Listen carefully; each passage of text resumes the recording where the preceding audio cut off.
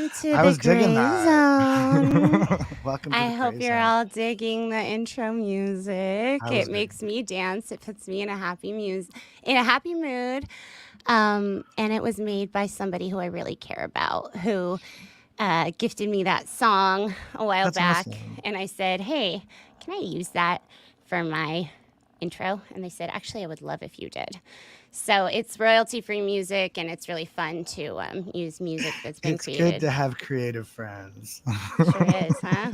Yeah, right. Especially Hi. like special songs, you know, like that mean something to you, and they can be on your channel. Like you are going to be playing music. I don't know. Do I have music? I got the music. Wait, hold on. Let me do a proper intro. Hold on a second. This is my incredible... Oh, no, I like just like coming in like casual I chatter. need to tell people who the fuck you are, because I'm not kidding. You're important. And you are. I will not let you... Well, I won't, because the mailing list mail will tell your neighbors themselves. My neighbors can't stand me. Anyway, introduce me. Last thing they need is some mail from the Church of Scientology showing up. Oh, this starts. Oh, God, I'm so glad. Like, the one thing about being in the system and totally dipping out, being homeless, is that I finally got off the Scientology mailing list. I haven't seen a piece of Scientology mail in years, Vanessa, years.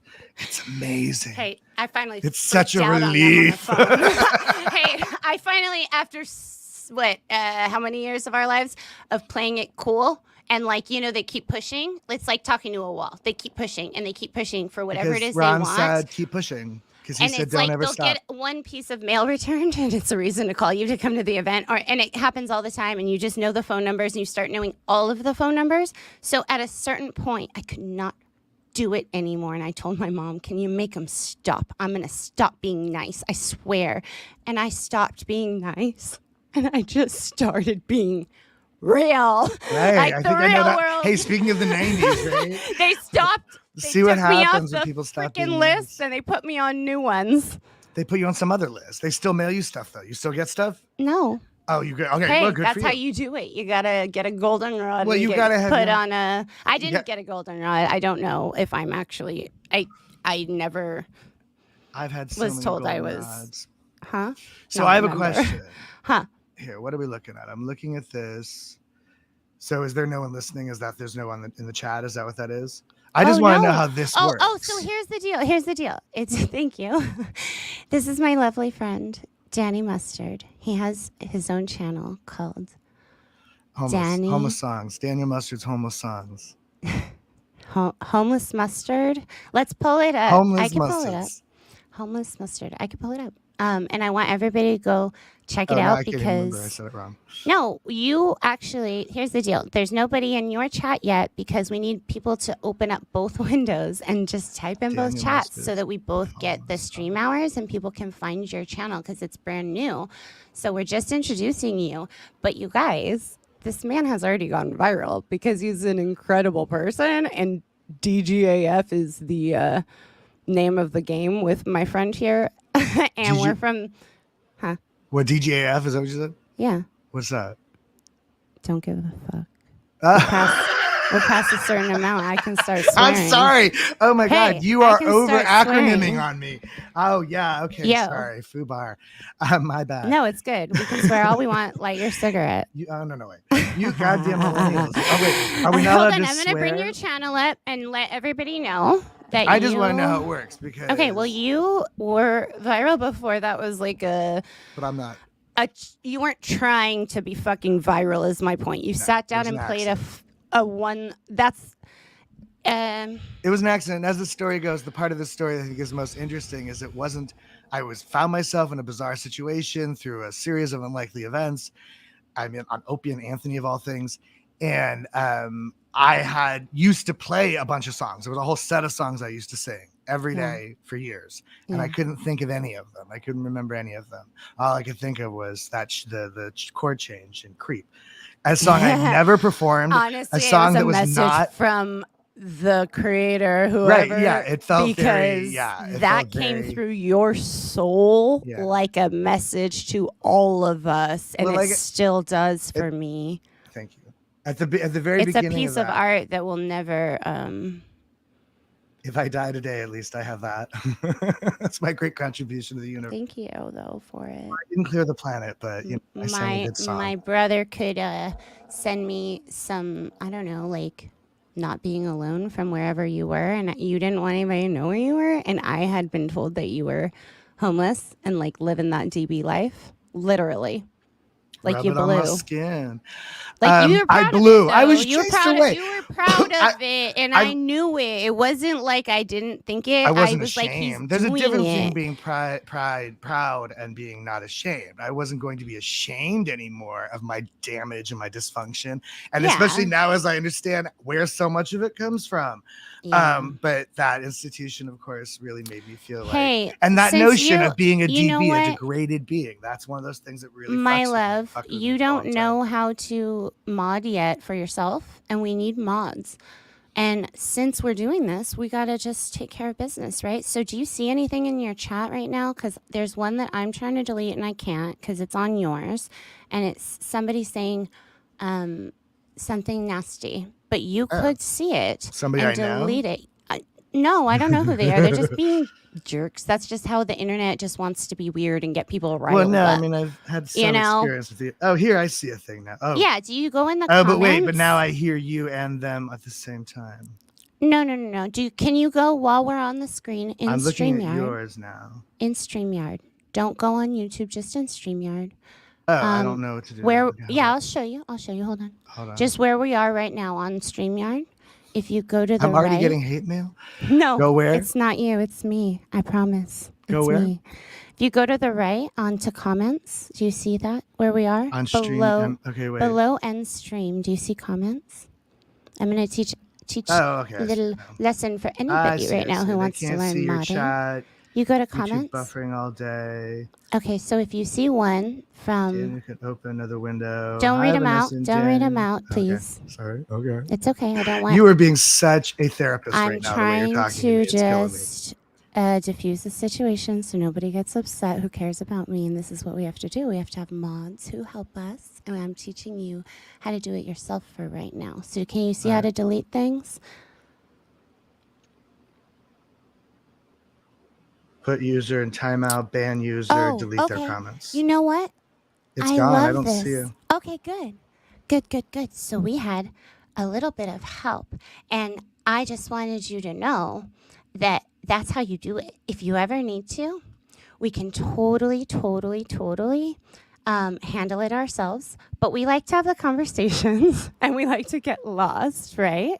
And so sometimes we appreciate our mods, and if anybody feels that they can be fair and even, and they might have an association with us already that we might feel comfortable with you. Yeah. No, I'm sorry. No, I don't know what's happened. No. Apparently there was a comment there. I don't know. No, that's good though. I think I was able to delete it. So anyway, I see the comments now. That's what I was wondering. Yeah, and you know what? Now you're able to see the comments. So we're freaking good, and we're gonna hit this. And me, when Mr. we're on Mustard, the internet. and Colonel Mustard, aren't you? We're gonna come across so much because you know what? You don't do anything in life without people talking about you, and if they're not talking about you, you must be pretty boring. So we are not boring people. We actually talk about things that are people talk about me weird. all the time. I'm famous for it. I'm a famous scapegoat. People I don't know. People I've just met. People I've just met have blamed me for things. I've had people older than me accuse me of doing things to them when they were kids. It's amazing to me. People want to blame me for stuff all the time. And it took a guru, an actual genuine guru, friend of mine, to actually point it out to me.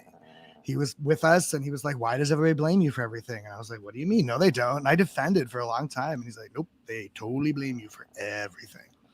And this is when I was in recovery. There's a thing they teach you about scapegoat. Well, there's these dynamics, these 5 sort of positions you are in a family or in a group, right? So you're the hero, the dreamer, the whatever, the caregiver. And I was the scapegoat. I was the scapegoat from the very beginning. My mother scapegoated me for the breaking up of her fucking marriage. I was the scapegoat from the day before I was born even. I'm your witness. As your witness. So so that's it's like you said, like we worry about the fair gaming and what we think that Scientology might try to do or say to me. And it's like, look, everything that could possibly be said. Or I've been accused of murder, man, for real. There's a guy in Florida thinks I killed his mother. I've never even been to Florida, but that happened. It's a real thing. He actually believes that. I don't know why. Like some people have a punchable face. I have a blamable face. Or I think you have a face that's not afraid to stand up to the truth. How about that? Well, I do get put my foot in it a lot. I do have a tendency to say things that are the truth, and but it gets me in trouble. Everything, all these things that I think of as being good things, attributes of my character, are things that get me in trouble in life. They work in the art and they work in some situations, but mostly it's the shit that's constantly biting me in the ass. And one of them is a rigid honesty, unfortunately. And all of it's a sort of paranoid reaction to the absolute fake lies to your face all day long that was growing up in Scientology. So I wouldn't call it paranoid. I would call it a trauma response. Right. That's a response, right? It is absolutely, it's a severe response. And if we can put it in dogs and not be ourselves, when a dog is hit over and over and over and over, you see that dog that's been abused, that when you go to pet it, it goes, and it's kind of like the same thing. Like when we start to sniff something that might not feel right, we can either start biting and growl because we're like, or we can jump back, or we can just go, is this real? Is this happening? Have I gathered the facts? And am I at the point where I can determine if it's real or not? I am determining. And then are they still telling me it's not happening? Like, what the fuck is going on here? Like, it gets a little trippy out of that is it real Alice in Wonderland bullshit. Absolutely. Okay, hold on. I want to show your. I do want to show your video. Is that okay with you? Yeah. Show whatever you want. Okay, because I could show your channel and then I can show your video if I just do some screen sharing. I think that'd be cool because it's a really freaking cool experience, to be honest. All right, so I'm gonna pull up. I'm gonna do a little screen share. Pull up Daniel, Mustard, Opie, and Anthony. Opie and Anthony. I think everybody's seen this, but okay, let's pull up yours first, and then we'll do the Opie and Anthony. And no, not everybody's seen this. Thank you. I've posted it a lot, and people are like, "Thank you. This is the best thing. Like, I really needed this today." And they don't know you, dude. You're so incredible with your art. It was, Okay, so yours it was a thing. It's funny. I so want to be self-deprecating and humble and be like, no, whatever. But like, it was such a thing. Like, it's undeniable how kind of like crazy that was if that happened the way it happened. Yeah, it's like insane, to be honest. Okay, homeless mustards, and I'm gonna mute this real quick. I could just sing it.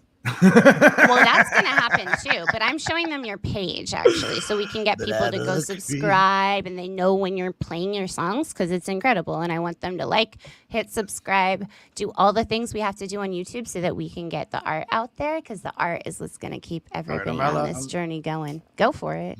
All right, let me show this. I feel like somebody told me you're not supposed to smoke on YouTube, but I don't know if that's true. So I feel like you can smoke on YouTube. I think it's a choice, just if you want people. I don't want people to know. I honestly wrote this as like a freaky fun hour.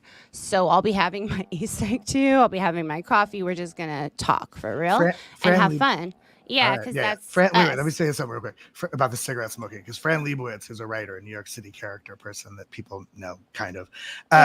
She makes a great joke about how if she knew that the most disgusting thing that she does as an older person now would be seen as the cigarette smoking, she would have done much worse things back in the 70s. I think I realized that at 30. It was too late. You never smoked. Do you smoke? Oh, I fucking smoked like a chimney. It's all we could do. I started smoking at 14. Yeah, I guess there's a Scientology consistency as the cigarette smoking and 2-3 pack a day kind of cigarette smoking too. That's what I remember. That's all we had as we couldn't smoke pot. We couldn't. There's no we could drink because I don't know. We weren't supposed to, but not when you're on lines, not when you're on course. You can't be drinking. That's how my mother functioned. As a she was drunk. Scientologist child, we had to sneak it where we could, and we also did that, and we had to cope how we could. So a lot of us ended up with long-term alcoholism, I think, because of it. Guilty. Hi, my name is Dan. I'm an alcoholic. Dan from Cheers. I'm Dan. I'm not anonymous. Dan. I don't mind. I am a drunk. I'm the ultimate. I'm the ultimate there DB. Like a freaking DB, degraded son. Animal. Oh my God, I can feel my mother cringing when I just said that. Like I had a reaction. You know, they have, if our parents don't like it, fuck them. They don't understand. I was talking to a friend of mine, Renee Talbot. You remember Renee? She's in Florida. And I was talking to her dad. And I just kind of like said some shit to him that nobody's ever said to him, which is because they had watched Aaron. They had watched the conversation I had with Aaron. Yeah. The live stream I had with Aaron. Yeah. And I was talking about the way I feel abused by this and the way I feel damaged by this. And he was saying he had no idea. He had no idea it was like that. And he's just now in this moment, as I'm talking to him, realizing that also applies to his daughter, that this also kind of fucked with her too. Like, and he's just now realizing that. Like, yeah, and it's we have to say these things. That's but nobody ever. But look. The Scientology shield is so prominent. People don't even try. But the ego's not the bad part. The ego is protecting people sometimes from. I mean, it can come off as something, and it can come off as very destructive in our lives. But sometimes it's protecting us from what we're not strong enough to deal with yet. No, I understand that too. Yeah, so it's like a trip to try to hear some stories, and it motivates me to then speak up, right? Like, right. I'm like, that's why I want to speak up. And I am a belligerently honest person. I'm willing to say shit. I say shit people don't want to say. I don't mind. And I don't mind taking the punches. I get punched in the face all the time. I can take a punch or 10. I'll tell you a story. Who would punch your cute you want to hear a story about Dan Mustard getting his face beat in? Yeah. I do. And how Tone 40 Intentions saved my life. Do you want to hear that story? Maybe. Do you want to hear that story? Sure. Tone 40, make it work for you. It was the middle of the fucking night. I was coming home from Brooklyn. I was coming home to Brooklyn. I was in the city. Mm-hmm. I got on the wrong train, the wrong way. I got off. I tried to walk. I turned around. I got all turned around. The point is, I was in a place I shouldn't have been at 4 in the morning. What time? 4 in the morning. Oh, yeah. That's scary. In Brooklyn. And there's, it's mid-gentrifying Brooklyn. It's not exactly like, I was in this neighborhood 20 years ago. And it wasn't 20 years ago. Now it's not quite like that, but it's Seinfeld. In between. The point is, there's this stretch of Prospect Park that runs between Prospect Park and the Botanical Gardens. Okay. So it's basically like this bit of highway. There's a zoo in the middle, but at night there's nothing. There's no shops, there's no stores, there's no homes, there's nothing. It's just this big, strong, dark stretch. Mm-hmm. Now, because of gentrification, recently it's all been fixed. They put new asphalt it's always been expensive. Now it's new ridiculously, lampposts, the whole thing. It's all very, very nice. So I decided to go ahead and walk down this way this night because it was all new lights and new things that looked pretty. It looked like something from a Disney movie. So I'm walking down the block. I'm walking down this road, and somebody's coming towards me. And as he gets closer and closer, I realize there's a dude walking towards me, and he is dressed in what I don't know what to call it necessarily, but it's something I know, which is wearing every piece of clothing he owns because he just got kicked out of someplace. You know what I'm saying? Like he's got all his clothes on. I do. His face is covered with a COVID mask. He's completely covered. And he looks like a walking pile of laundry. He looks like some sort of strange sort of like laundry ninja or something. And so I notice him as he passes. He notices me notice him. He doesn't like this. Laundry ninja. He turns around. He says, "What are you looking at?" I'm like, "I did nothing." And I say, "No disrespect. I'm sorry. I didn't mean nothing." And I try to walk away. He's feeling whatever kind of way he's feeling. And I walk on a cane. I have a cane that I walk with. That's sick. So, because it's not because I hurt, but it's okay. The point is, that's part of the story. He reaches out and he tries to take the cane from me. And the last time somebody the last time somebody tried to take my cane, the last time somebody took my cane from me, they did in fact beat me with it. So this time when he tried to take my cane, I didn't let go of it. I hung on to it. And what that then did was pull him then closer to me. So now we're like nose to nose. And he just starts punching me in the face. Boom, boom, boom. And this is what I'm talking about. This is the Tone 40 shit. This is like, I stayed in present time. I looked him right in the face and I talked to him. And I said, dude, you don't want to do this. And he's saying to me, I'm going to fucking murder you. I'm going to kill you right now. There's nobody out here. I can do whatever the fuck I want. And there's nothing you can do to stop me. And I say to him, dude, you don't want to do this. I'm not, I'm a nice guy. I'm cool. You'd like me. I actually said that. You'd like me. You don't really want to be this guy. And he stopped. And he stared at me for a minute. And then he got physically shaken. And then he just walked away. So whatever. I don't know what that is. No, hold on. Getting hit in the face. I'm good at that. Hold on. There's not no whatever, because I can talk to you about this. I've done nonviolent crisis intervention training where we actually have looked in a classroom at the anger cycle. And we studied how our anger cycle, if somebody's attacking or having a mental health crisis, straight up, if they're just like, as an employee, I don't lay hands on clients. I would lose my job. So it's nonviolent. We're hands off. Yeah. We're hands off facility. Yeah. And I love that. I don't like restraint facilities. Right, I think it's hard to work at restraint facilities. And that's the stuff that scares people. That's the stuff that makes it so much harder. Well, they also are scared to just work at my place. To be quite honest, it's a place that is always hiring, because I spoke with a nurse recently who relayed that we are in the mental health field. You can make so much money being a nurse because a lot of nurses don't. The nurse told me personally, I was in the hospital and I said, wow, you guys do so much. Like, whoa, how is this wild? I said, are you a nurse practitioner? And she said, no, I'm a nurse. And I said, oh my gosh, you're so incredible. You're doing blood. And I have a medical phobia. I don't like blood stuff. Otherwise, I would have been maybe a veterinarian or something, but I don't like surgeries. So for me, they're incredible heroes running around being like, doing all this, putting IVs in my arm, like I still have a thing, and like straight up I was like in awe. But I also had worked with a nurse who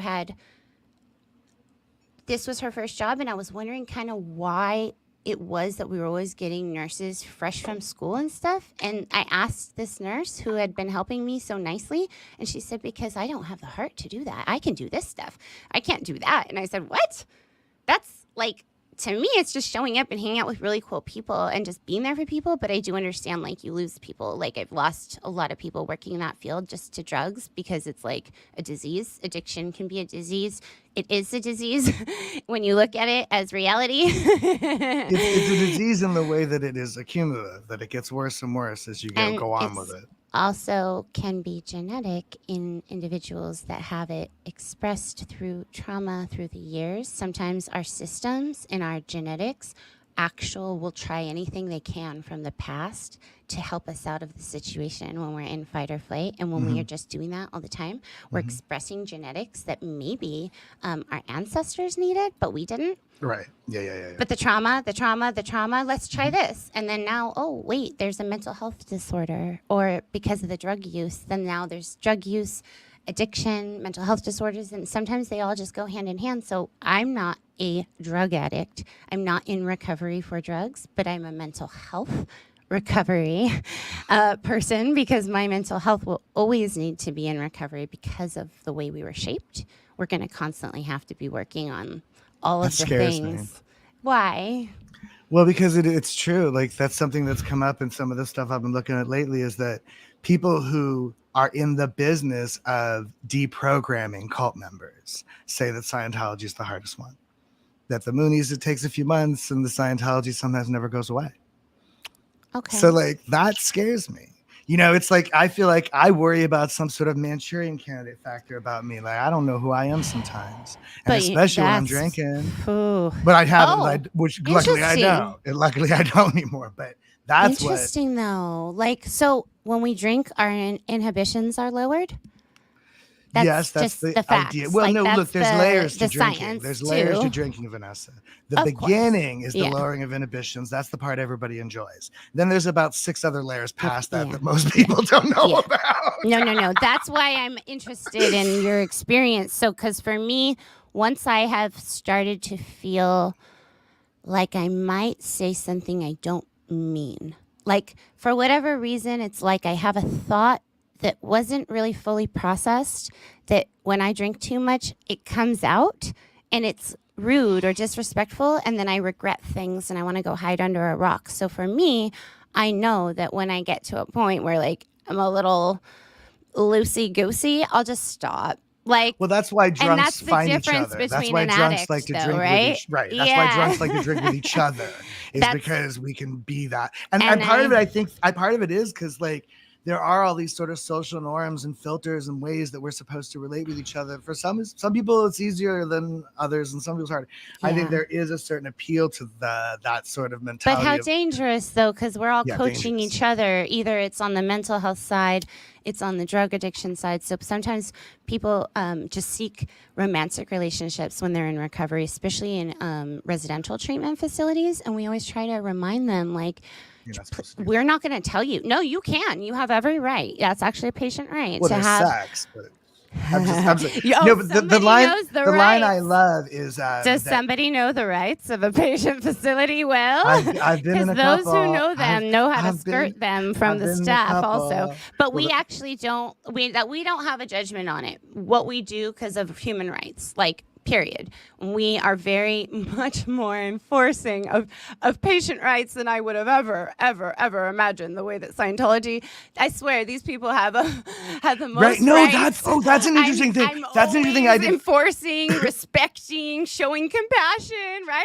Like sometimes you'll go places and they'll give you like the patient or the customer like bill of rights, right? That's the thing, right? I go over the patient bill of rights with every single person upon intake and make sure that they let me know if they ever feel that their rights are violated. So Scientology, you have no rights. That's kind of the my gig. joy That's to inform them of their rights.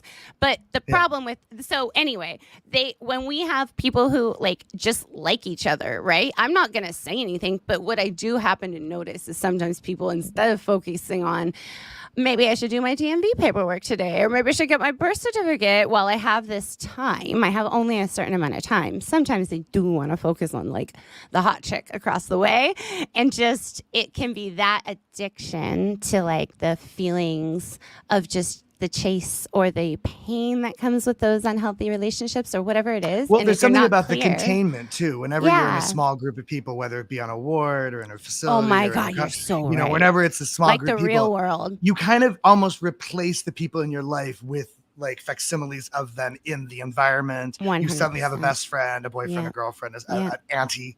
Yeah. I adopt a lot of aunties. Yeah. Aunties, like older women who are like nice to auntie. Yeah. Oh my God. Yeah. Well, so like I have to be so careful too, because we have HIPAA, and then we also have company policy. So it's actually freaking incredible for me to practice boundaries. Yeah. And it's my job. There's something I didn't get.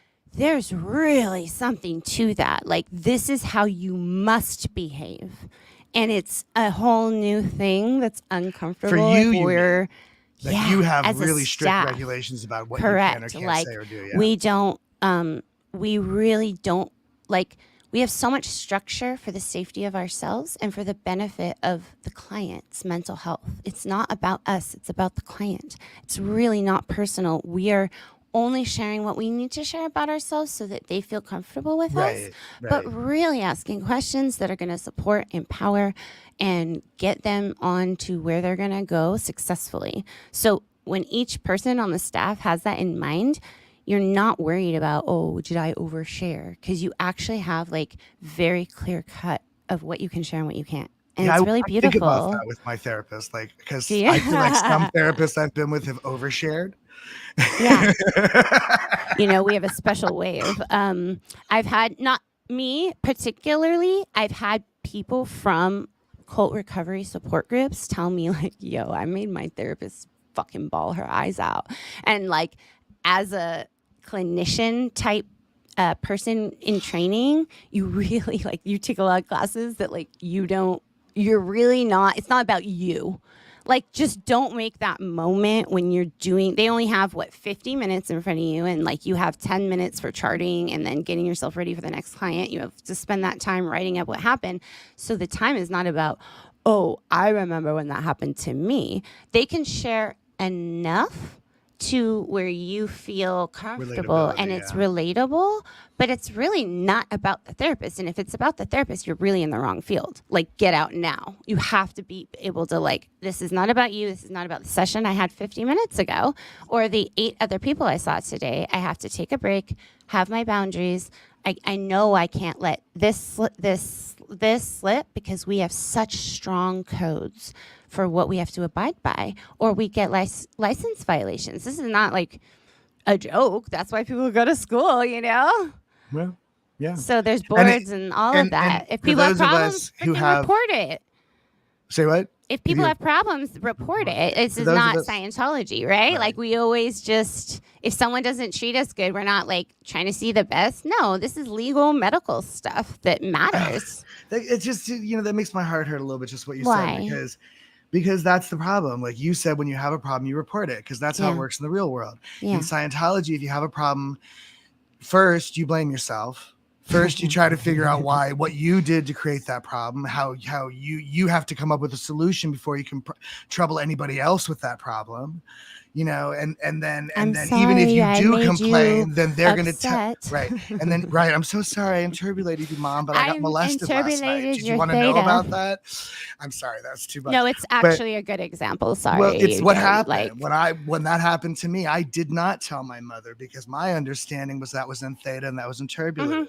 And I wasn't allowed to do that. Why would you create an upset or turbulate the theta? She was having to be on course. She was having it. Exactly. Yeah. She was busy clearing the planet, working 3 jobs, and ignoring. You were the scapegoat. Like you I was the scapegoat. Like you freaking said. Okay, hold on. I'm showing your channel, and I'm not stopping until I do. Because somebody mentioned impulse to my addiction on the chat there. I just wanted. What did they say? There's a song of mine called "Impulse to My Addiction." Somebody mentioned it on the chat. I just wanted to acknowledge that, because I appreciate it. It's the impulse to my addiction, but I love you.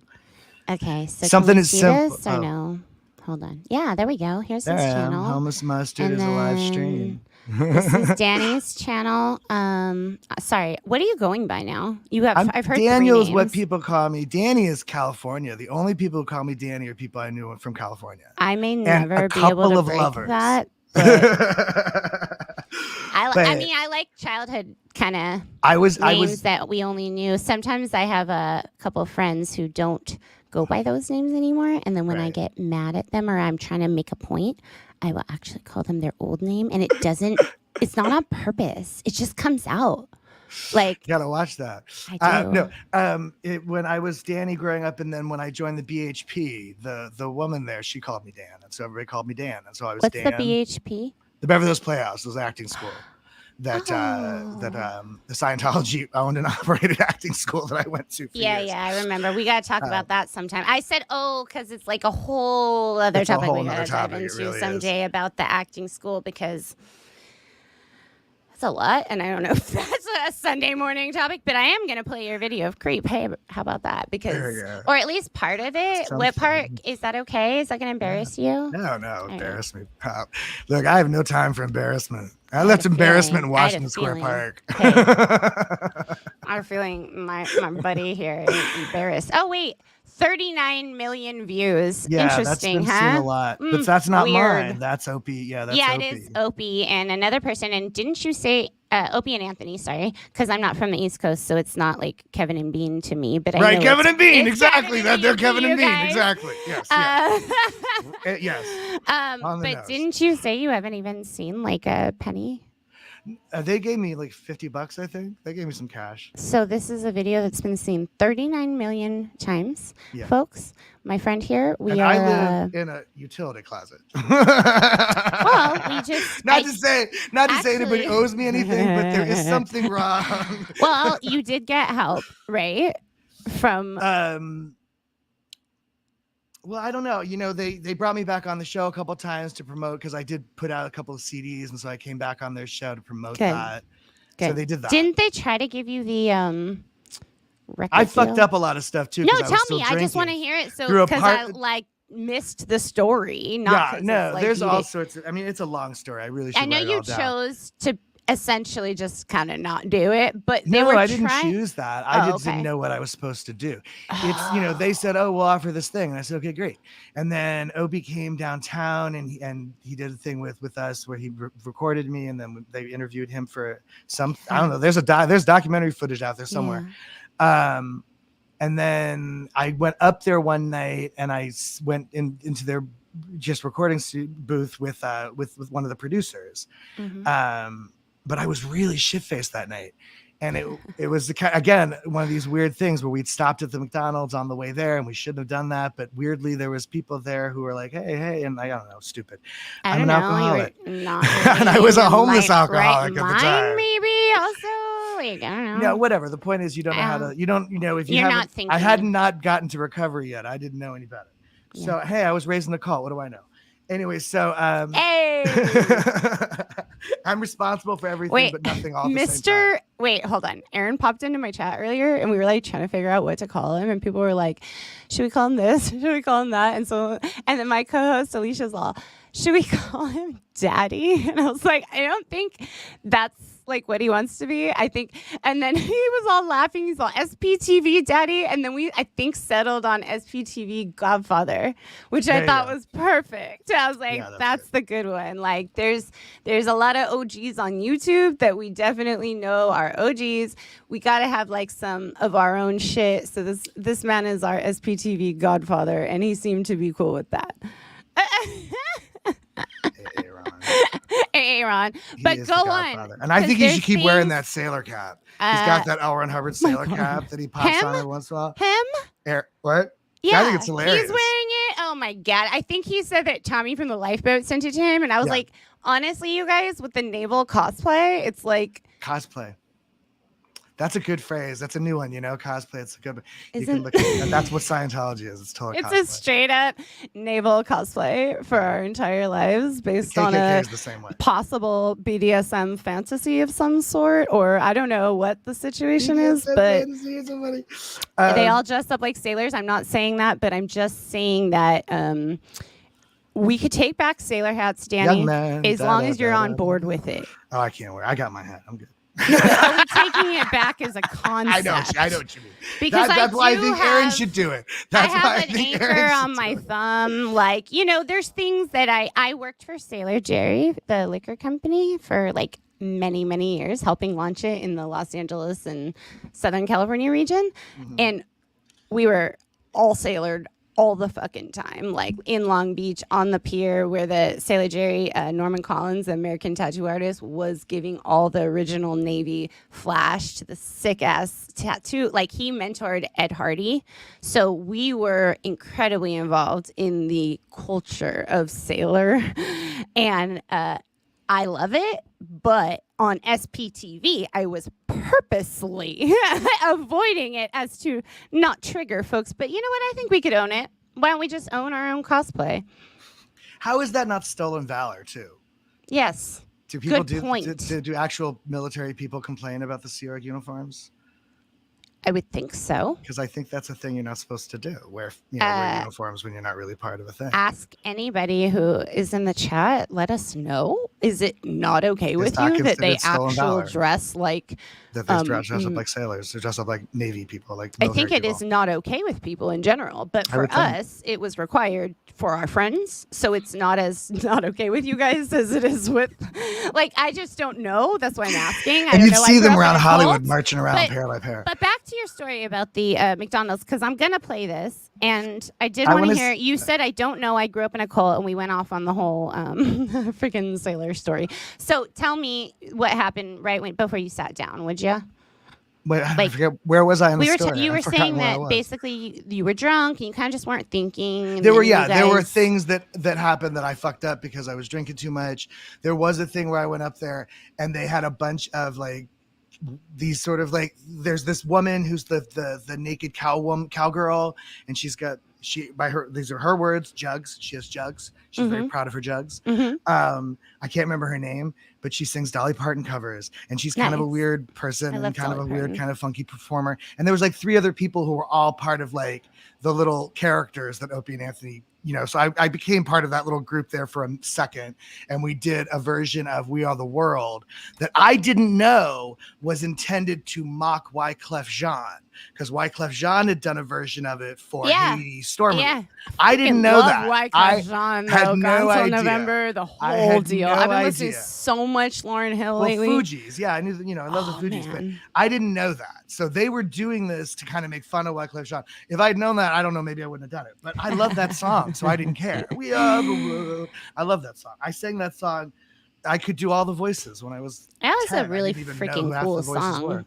But it was pretty amazing. Did you ever see Bob Dylan in it? Yeah, well, there's a choice to make him saving our lives. That's the Bob Dylan line. I know. But there's a clip of him where he doesn't know he's being filmed, and he's all. Well, I think Bob's just stoned all the time. I love that man. I mean, whatever he's doing, it's hating working on him. Look, I'm just saying it's absolute perfection if you haven't seen it. Well, he is just like this video. Whatever he's doing, it's working, because he's like 80 or something, still touring like a fiend, like a young man. Yeah, no, he's a monster. No, he's a monster in a good way, like in the best way, like work till you die.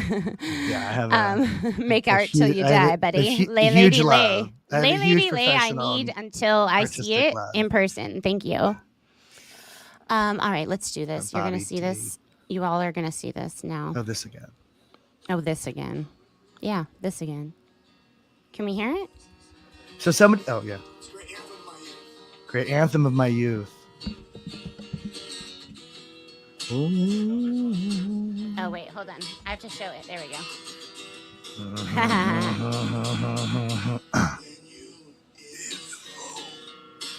I feel. Am I allowed to sing along? Yeah, no, do whatever you want, babe. It's your show. No, I can barely hear it. You can barely hear it? Sorry, I don't need to hear it. I know this song. I've heard it before. Just like an angel in this beautiful land. You're so fucking special. I wish I was special.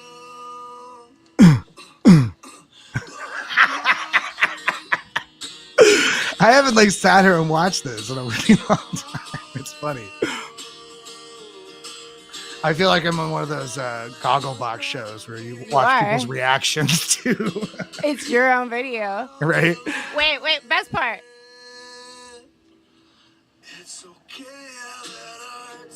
I couldn't even remember the words. Don't talk over your own song. I love this song. Just kidding. Talk. It's that one part where you crack that I fucking start crying. Well, I almost tear up a couple times. I'm gonna cry. You should have seen the way the guys in this room were responding. You can kind of see their face at the end. They're when you see these guys walking around, a lot of those guys were really freaked out by this. I'm sure. Honestly, they're not used to things impacting them so emotionally. You got it, babe. Anthony's coughing through the whole thing, stifling his emotions. People ask, who's that coughing? It's Anthony.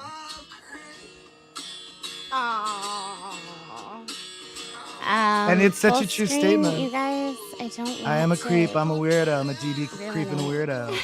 I should sneak a little DB in there when I cover it again. I don't belong here. I don't belong here. What the fuck am I doing here?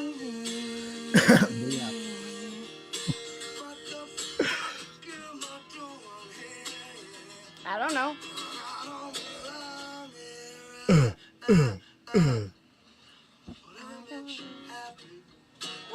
Whatever you want. So fucking special. I wish I special. Ugh. Yeah, it makes me sad even. You know what I mean? I'm singing this stupid thing and it gets me too. That's fucking art right there when you can make yourself sad. Wait. Yeah, I know, right? And I was drunk too. I was drunk as fuck right there too. You know, sometimes the drunk as fuck was very effective, and sometimes it was not. It was very tragic. That's the problem with drunk as fuck. It's very inconsistent. You know what I find incredible about you? You can make art that can move yourself. And I think that well, is what's the point of something doing it? I thank you. What's the point of doing it? Nothing. You know, people say that like, oh, agree. you write. Why do you write songs? I'm like, I write songs because it's a compulsion, because I have to, because I do. Yeah, I shit every day, and I eat every day, and I write music, even when I don't want to, even when I'm not trying. So it's just a compulsion. It's just part of who I am. I don't know why. I have some foolish notion. It means it's what I'm supposed to do with myself, but I don't know how to do that. So, no, I think but it's, the point is that you do You're it for an artist. yourself. You have to I do create, it. or you're gonna die. I need it. I do it because it's soothing. Yeah. I do it because it's therapeutic. I do it because it gets me out of my head, and it gets the shit in my head out onto paper in at least some kind of way. I can't sit down there and write it like a journal. I can't. I've tried. I just get too into my head about it, and I overthink it, and it gets stupid. So the most honest things I know how to say are those things that I say in the moment when I'm singing, when I'm in my voice, and not thinking about it, not rehearsed, tired, and not and just that thing, that creep thing probably wouldn't have been near as good had it been a song I 1 million over and over again. 1,000,000%. Right. You so had it was that just shit that, right that the there. song was in there to deliver. I knew the song that well. I grew up obsessed with Radiohead. Radiohead was my all-time favorite bands, Pearl Jam and Nirvana and all that shit. I was crazy for Seattle. But Radiohead's not Seattle, but they're Brits. But they were very much part of that scene. And that what I said there in the beginning of that clip is it's a great anthem of my youth, which is a line from the movie Singles, which is the movie about Seattle in the 90s with Matt Dillon and Pearl Jam and Soundgarden in the movie. Love it. Right. So I say great anthem of my youth because it's a great line to quote, and also because it's fucking true. The point is, it really is a great anthem of my youth. And I think it really says something to my youth that the great anthem of my youth is a song about being a creep. It's a song about feeling inadequate in the face of you know what got me and my bestie through life? Our mantra that we had to adopt very early. You cannot creep the creeps. Oh, that's good. I don't know that. You can't creep the creeps, buddy. And that's been my thing. Like, I'm sorry, you just can't. Yeah, you can't creep the creeps. So, well, that's what I'm saying. About it depends to you how you define creep. How about that? I'm wearing spider webs today. Is that creepy to you? Like, not to you, but like maybe to a woman coming out of church on a Sunday. It could be. It's just perspective. It's all relative, just like you just said. It's all relative to people's perspective and their experiences. Relative. Unfortunately, there's too much ego. So everybody thinks that their experience, their perspective is the perspective, the experience, and that other people are either faking it or lying or crazy or whatever it is. But actually, there's lots of perspectives. Your channel is called The Gray Zone. I really appreciate that because that's something that's so missed in so many of the conversations going on these days. Everybody's so fucking binary. Everybody wants to talk about black and white extremes. And most of everything is in the gray zone. Most of everything. We just can't make productive things happen if we're always on the extremes of everything. It's just like communication isn't happening. And you see it in our politics. The politicians are not at all talking to each other. They are having very different conversations about very different things.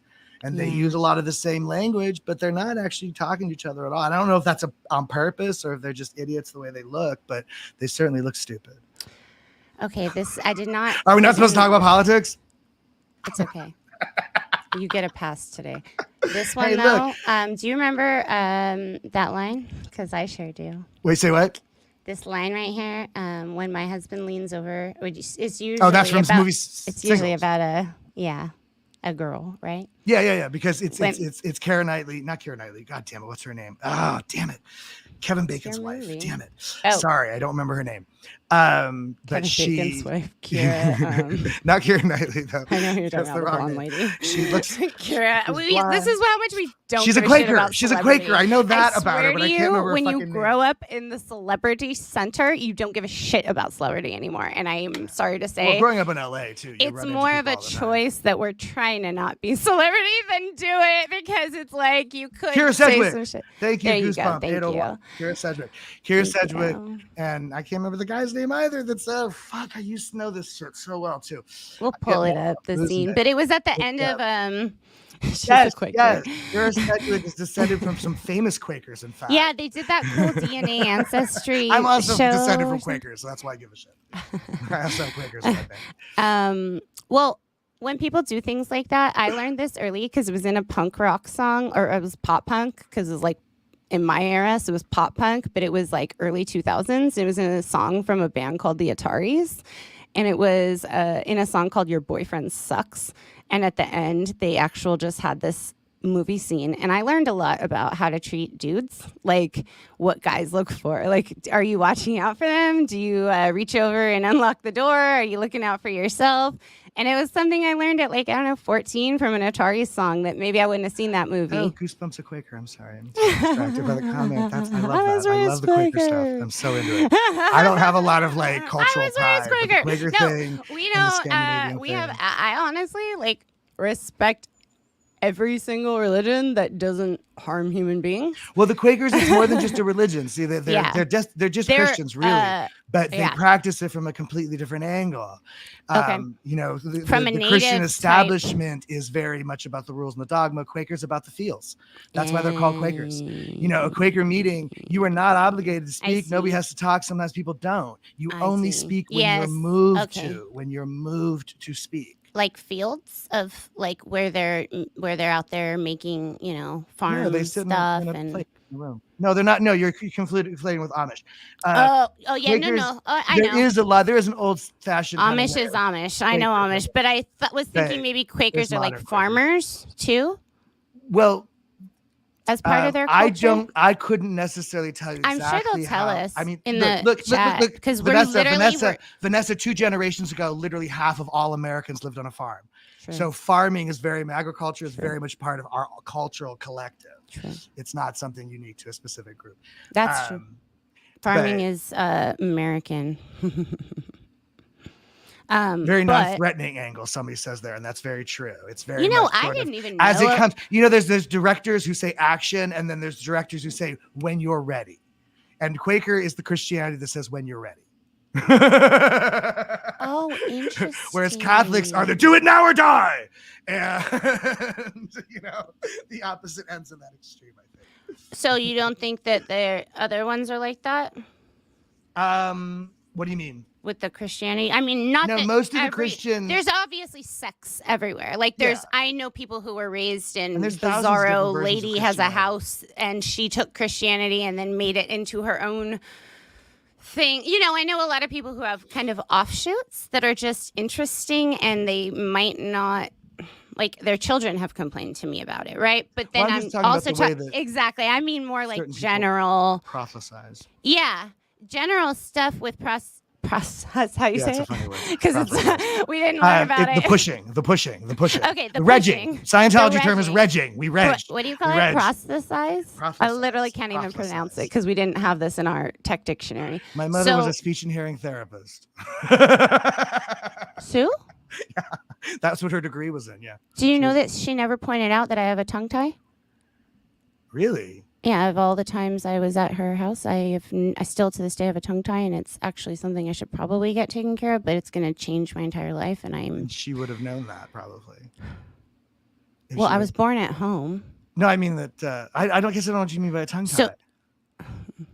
Yeah, she would have known that because she's a speech pathologist so it affects not only, it can have an effect on your entire body where you feel like you're always walking around with a bunch of stress because your tongue is actually connected at the tip. There's extra. The skin underneath, you mean? Correct. So with my brother, it can be genetic. With my brother, he was in the 70s, a young boy, when they noticed, and they put a piece of cotton underneath it and just clipped it, and it was traumatic. So with me, they were like, you're fine. You're totally fine. You don't need it. It's just some big pharma bullshit. And then as I've gotten older, it's just more neglect.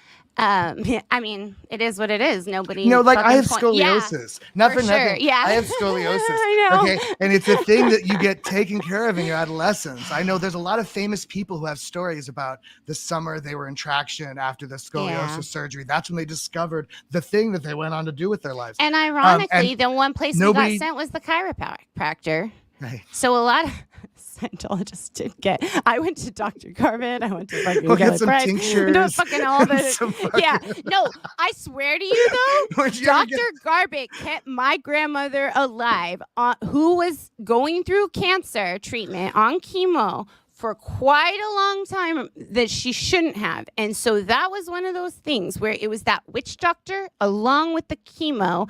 And it was not just, I'm sure it was honestly him putting in like vitamins. Conventional medicine will tell you that your attitude has a lot to do with this sort of thing. If you believe you're healing, if you believe and she was coming to LA to see the witch doctor. Right. Who was giving her a bit of faith. She was also continuing to get chemo treatment.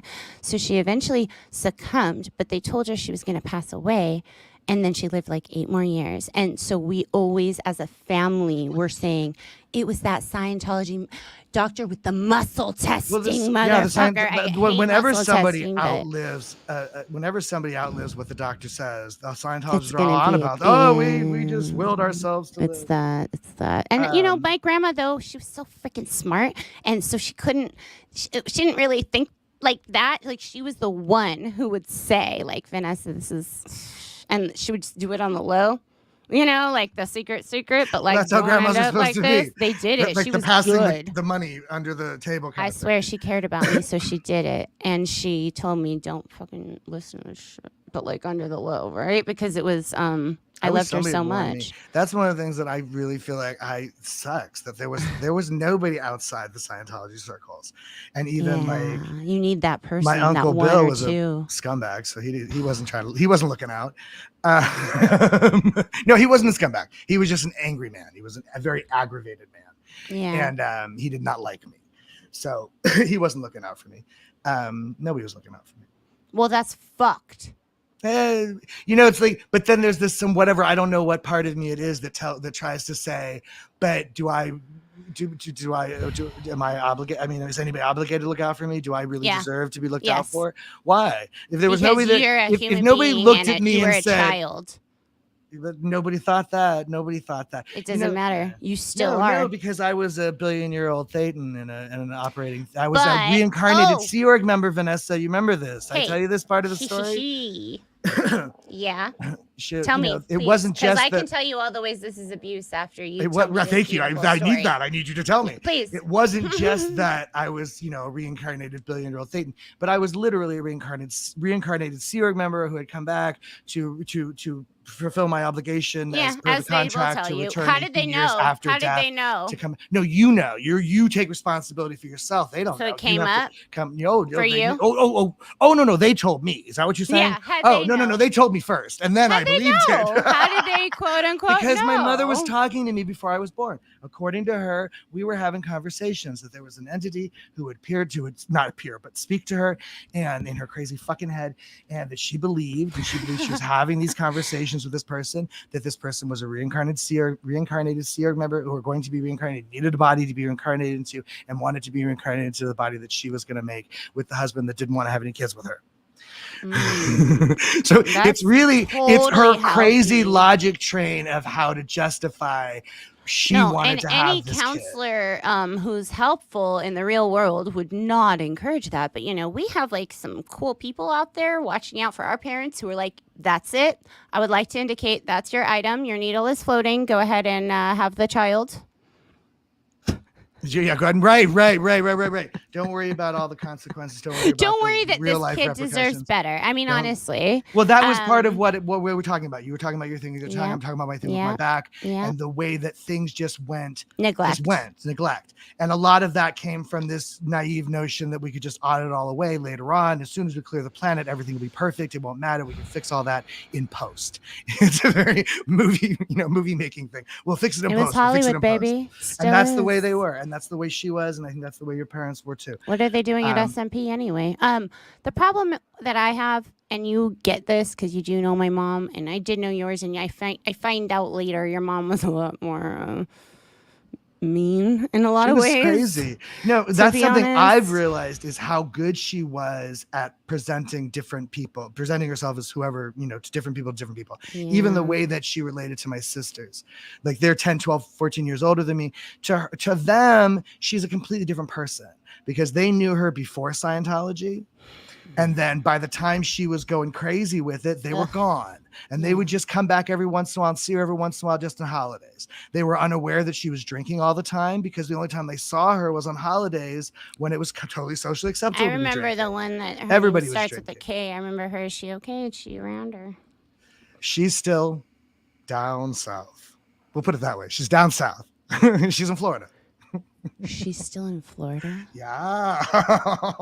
She probably, if she ever catches wind of this, she won't never talk to me. Oh. I'm proud of you. Proud of you. They all kind of stopped talking to me in a way. They're watching. She's not watching it probably. If she hasn't seen it, they won't show it to her. From what I hear, they're handling it like just don't show them the end theta, from what I understand. But by her still being down in Florida, meaning they're watching it, which makes me laugh. They're not just watching it for me anymore. They're watching it. They're watching it for you, baby. Somebody's watching me. Somebody's watching I do, man. So you were ready then. What made you ready to deal with that? I mean, that just because that's what I was gonna say is that they all kind of they all dropped me in certain ways a long time ago. One still talks to me sometimes, but it's not a real conversation. They're not there. One of them is just really super diplomatic. Okay, well, that's nice. Well, if that's how you see it, she never really engages either. And then the youngest one, she already told me to fuck off. She has no interest in talking to me. She's mad at me. She's always been mad at me. My entire life, she's been mad at me. And I don't know if it's just something as simple as she was the baby and then she wasn't anymore. And she was 10 when that happened. So she was old enough. She was old enough to have a concept. Yeah, right. So I think she's just mad at me about that because she was mad at me all through my childhood. I cannot remember one real conversation I've ever had with her. I know more about her through her best friend from high school, a woman called Shenny. She has shared with me more. Shannon? Sherry. No, totally different person. Totally different person. Not Shannon. Anyway, no, wait. All I'm saying is that like a person, she has shared with me more who my sister is than my sister ever did. And then she's mad at me like I'm doing something to her. Every time I talk to her, she acts like I'm harassing her or I'm just being a like I'm just being a jerk. Does she have trauma with men? Probably. I don't know. I don't know. I don't. Sometimes we'll just send a counselor in of this opposite sex because we already know that the response is just better approached from a different perspective if they already have a trauma with a certain person or somebody who reminds them of anything. Well, here's what I do understand is that for a long time, I wasn't really in touch with them, but my mother was. In fact, she had a ritual. She talked to all three of them every week. And so I get, and over the years, and again, this is one of these things I don't know. It's like racism. Like you can't always know if that's why they're being like that. Why are you being sketchy with me? I don't know. And you're not going to tell me. Can't assume it. No matter how much I go, what is this about? What? I don't know what you're talking about. So it's years of that. It's years and they of lie. This. I mean, that's the fucking part that gets totally lie. Us and what I just bring feel it up. We're not not bringing it up. They're just giving us bullshit answers. Right. I'm trying to get at the heart of things. I'm trying to get to the truth of things. I'm trying to figure out why. Yeah. None of these people seem to want to engage with me as a real person. Be real. They either want to treat me like a child or like some sort of monster, some sort of infantilize you, or just lie. And a monster and a scapegoat. You're infantilized and you're the scapegoat monster. Holy shit, that's cruel, man. It's cool. Right. You're the baby, you're dumb, but you're also the monster. So bye, have a fun in your park. And this double talk, this double speak of it's you're useless and couldn't possibly do anything, but also it's your fault that everything bad happens. Like, how could I be so useless and also so cause because over they your were life? sold a lie. that they were going to have us, and we're just superhuman, theta potato fucking command of mess. And they actually believe it. I'm not kidding. They think that we can command ashtrays and like make a postulate. I mean, that was my what I was told. Like, hey, that's a thought-stopping cliche. Like, hey, I want to be an actress, so make a postulate. No, it takes like a parent fucking taking you around and making that your priority if that's your fucking thing. Like my mother thought I was just going to figure work. out how to play the piano. She literally thought I was just going to will that. Just because you were probably just fucking knew it from your last lifetimes. Just fucking probably, remember but maybe it, if somebody had put me in front of a piano. Maybe if somebody, like for fucking instruction, at least get a piano in the room. Yo, if you want me to figure out how to play it.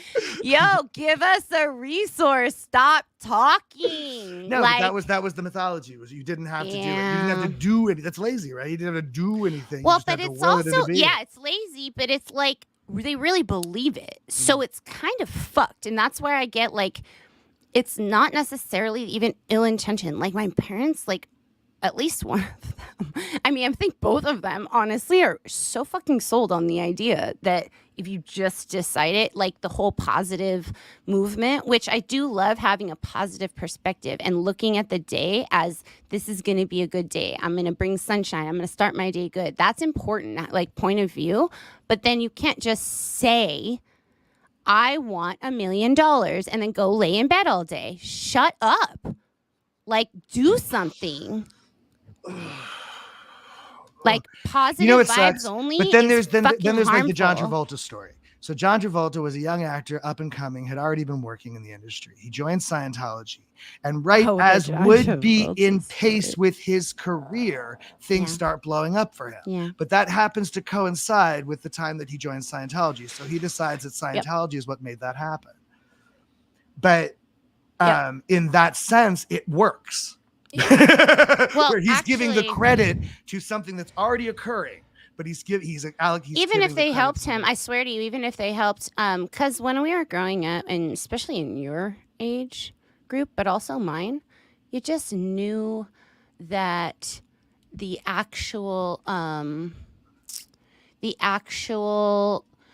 people who were doing the work that were going to get you in the parts, they could do it. Like if you were just friends with Carol Masterson, like if you wanted, you could just go for your auditions if you really like wanted it. But here's the thing is like, just because you have the connections, or some people will think in our generation, straight up, they'll believe it was Scientology that gave them their career, right?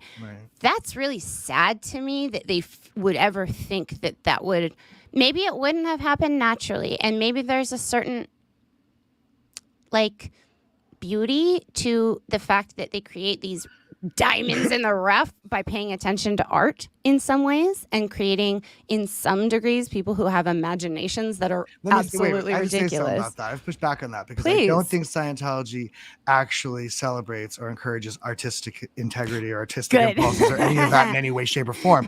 They do encourage celebrity. Like the celebrity thing is baked into the theology. L. Ron Hubbard was very precise about this. Recruit famous people. Famous people will bring people into the cult. Correct. So it's not about artists. If you say as a kid that you want to go to art school, you can't kind of be told no. To the regular Scientologist, like, it was like a secret that trick scene is to learn how to like. So I could not I'm not gay. I'm just artistic. Yeah, and the truth is I thought I wasn't artistic, and I thought I was faking it until kind of recently. Like I've almost been able to. Oh, you too, motherfucker! Not recent. It's been more than you too, Mr. 32 million views. Way before all of that. I'm saying way before all you of had that. to like see there the was proof absolutely in the pudding. a time where yes, because I was hiding my inadequacies, because I needed something that I did that was okay, that was approved of. So the idea of I want to be an artist, I need to be an artist. I was going to be an actor. I was going to be a comedian. I was going to be anything but a musician. Yeah. And it wasn't until I started writing songs that I started to actually think, oh, maybe I really am an artist. But even that block has been huge for me. Like, you're right, 39 million views. And still I sit here and go, do I have artistic merit? Do I have artistic value? I'm not sure.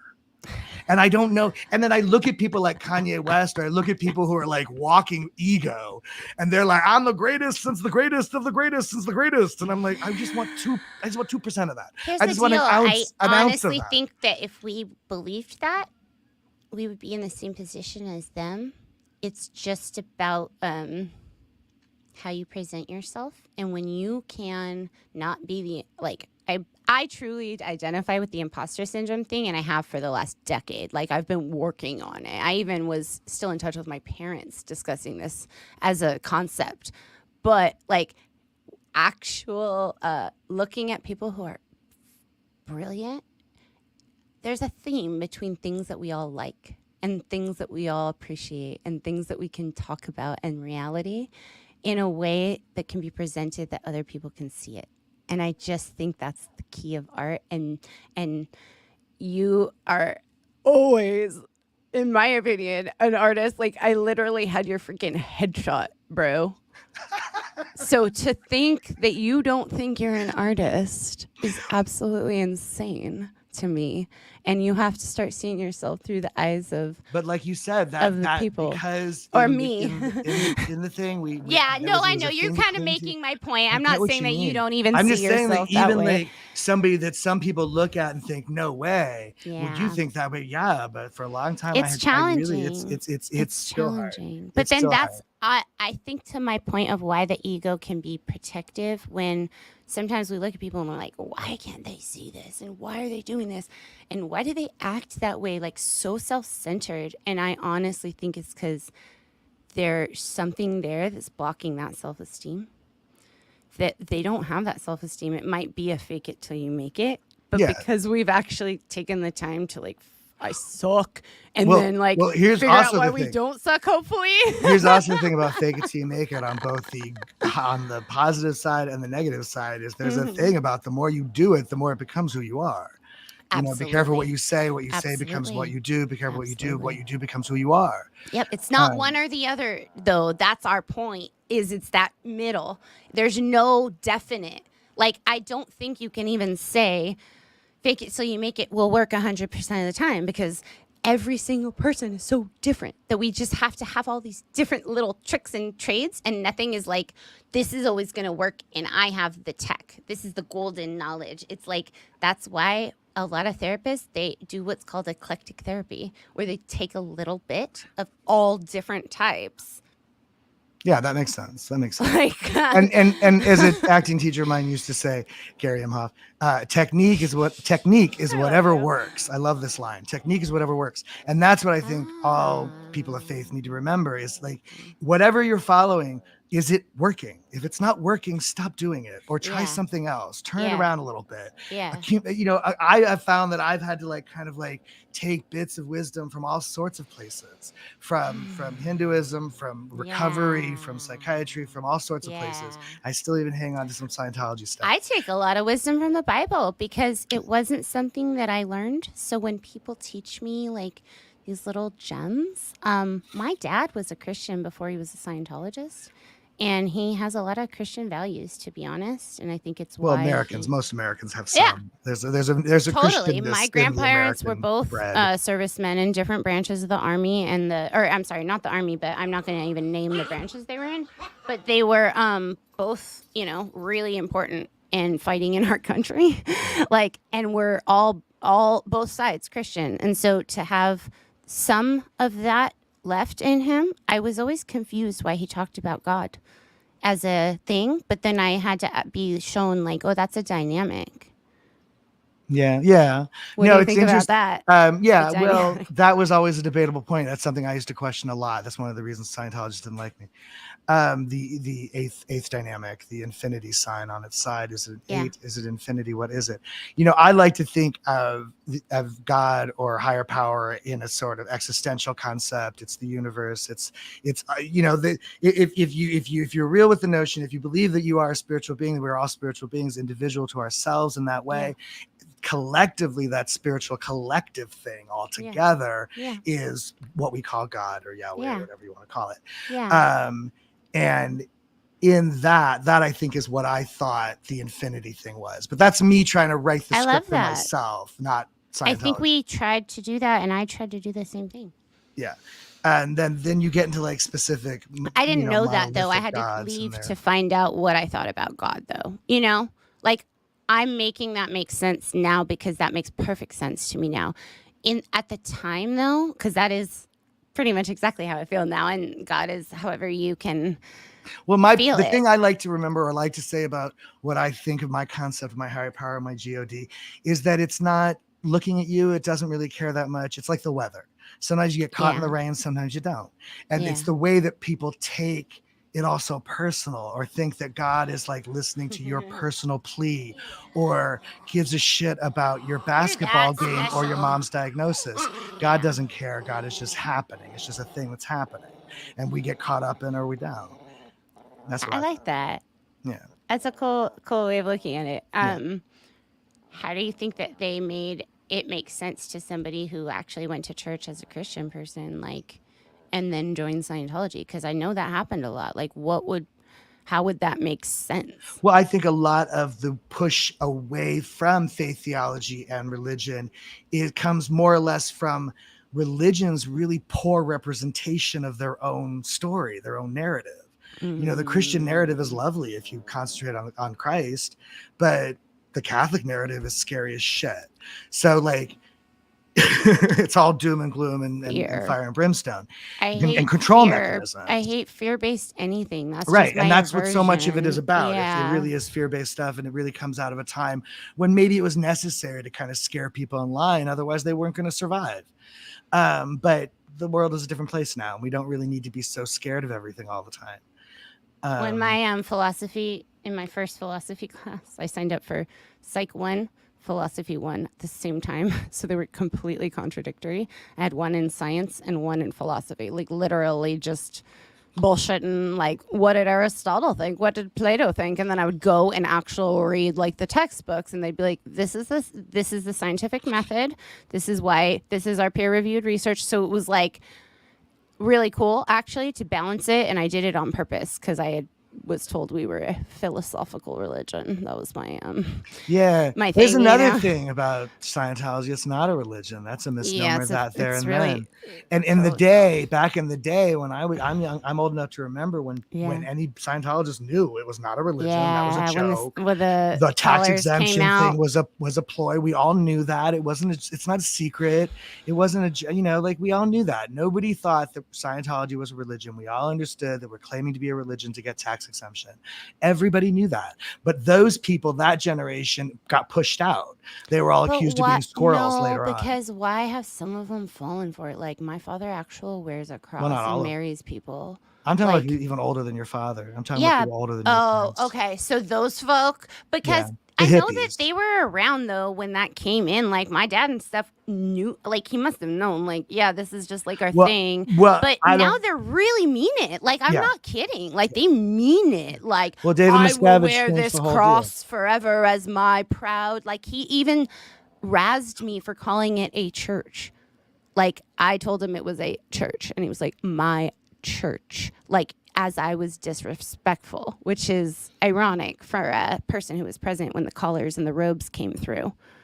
No, it's crazy. But the collars and the robes? Remember that didn't used to be a thing. They were not. Oh, you're right. Oh, yeah, when that first came, when people, when the chaplain first started wearing a little collar. Robes, the chaplain, like the fucking crosses all came out. Put this on, folks. Like I'm pretty sure that's what Jackson said. It was, and the martyr thing, Scientology loves to I'm not sure. frame itself in a context of we're the underdog, we're the martyr, people are just mean to us, right? And no, you're weird and you're doing weird things and you're fucking with people's lives. We're not just being mean to you. We feel like we're defending ourselves from you, but they don't see it. It's just not fucking American to break apart the essential unit of this country, which is the family unit. And when we learned about American, it's human. The family dynamic is a very fundamental human thing. Everybody needs that. Yeah, to break apart what this country essentially seems to be built to protect like an individual's rights to liberty, freedom, like to have the intention. Look, this is what's wrong with America. You want to say it's about that, but you know what's also all very, very American is religious freedom to practice faith. I can't argue that. But for their argument, the shit that people get away with doing to their kids. I agree, but for their argument of like, they just contradict themselves. Like, I agree. I can, you and I we can argue both points, especially with politics and stuff. But for Scientologists' argument, it's kind of fucking like, it's a bad argument that they're making, which is why we were able to extract ourselves, because it was a faulty fucking argument. It's like, there's so many contradictories that us being able to spot bad arguments. Well, that's the luck. That's if you're lucky to realize that. Well, particularly for older people, but like when you realize, I mean, David Miscavige is lying through his face, but it took a little while for some people to realize L. Ron Hubbard was lying through his face too. But when you realize a lot of people don't think that DM is lying. I think that's the fucking problem. They really have bought and what scares me about him from the second he showed up, this smirky little shit. I was like, who is this guy? He looks like he is the Scientology Antichrist, and this is exactly what the warning is. Always has. The Antichrist, the anti your thing will come along, take the leadership position, will smile pretty with the knife behind his back. I mean, he is playing out the role of what the Christian notion of the Antichrist is. Interesting. But for Scientology. Oh, wow. Very much. I've never heard that perspective. I've only been told that I was the Antichrist by actual Pentecostal mothers that I dated their redheaded preacher sons who sang in the choir and we're on Jessica Simpson fucking albums. This sounds like a Tori Amos song. No, I was actually in my teen years told do not talk to this woman. She is clearly from a religion that just don't talk to her. I've known several people throughout my life who were very convinced I was the devil. For real. You're not. Actual Satan. I look like him, maybe. You might be the angel in disguise. Well, that's the joke of it. Is actually the angel looks like the demon looks like that's the joke. The devil's going to come. He's going to come to you looking all pretty, and he's going to look like Ryan Seacrest. And God is going to look like a bum in the street. I think that's also where people just when we love to make cliches and statements and that's the thing. So then they'll be like, oh, that person who you are attracted to and love, that's clearly the devil in disguise. You're like, wait, what? Is that true though? Because I thought it was that midget over there that's been skeeving me fucking out my whole life. I had to listen to his dumbass voice on the shrine since whenever here's my thing on David. I think it's deeper. I think he's much more fucked up than you could even consider. Most people could even consider. Yeah, I think because he was there. He knew the old man. He was L. Ron Hubbard's communicator. His father sent him to Scientology to He was basically given over to L. Ron Hubbard as property, and he was in the room. Vanessa, can you imagine what it must have been like to be in that room? And I've made this point before that David Miscavige is not just short, he's very petite, he's very slight. He's the kind of person, especially as a child, you would forget was even in the room. And I'm willing to bet you that happened a lot. And I'm willing to bet you that David Miscavige is privy to all sorts of creepy shit he shouldn't know about. I'm willing to bet you he's heard and seen things he should not know. And I'm willing to bet you he didn't have faith. He doesn't have faith in any of this. He knew the worst of L. Ron Hubbard. Some people think he does, though. Some people still think he's delusional. Why? Because he reads loyally from the script? Well, I could explain. Have you ever seen him off the cuff? I can explain from Have you ever seen him off the cuff? No, I haven't. I can explain from a psychological, how it would happen, so I can actually make an argument, but I also cannot understand, because I haven't seen him off the cuff, people who were right there, or I just haven't seen I'm just talking about everything that you and I as Scientology public growing up, all we ever saw was propaganda. Yeah. Remember that word, propaganda. Propaganda. Of course. Golden Era Productions is propaganda. Yeah. They make propaganda. Mm-hmm. David Miscavige has never, not one time, to my knowledge, appeared in anything that wasn't Scientology propaganda other than one TV review. And it actually was that the went reason really badly. Why he doesn't do them anymore, because he can't work on under pressure. Because he's lying. Fucked up. Because he's a compulsive liar. Grown women, little girls, even after the producer pointed it out, he was calling grown women girls.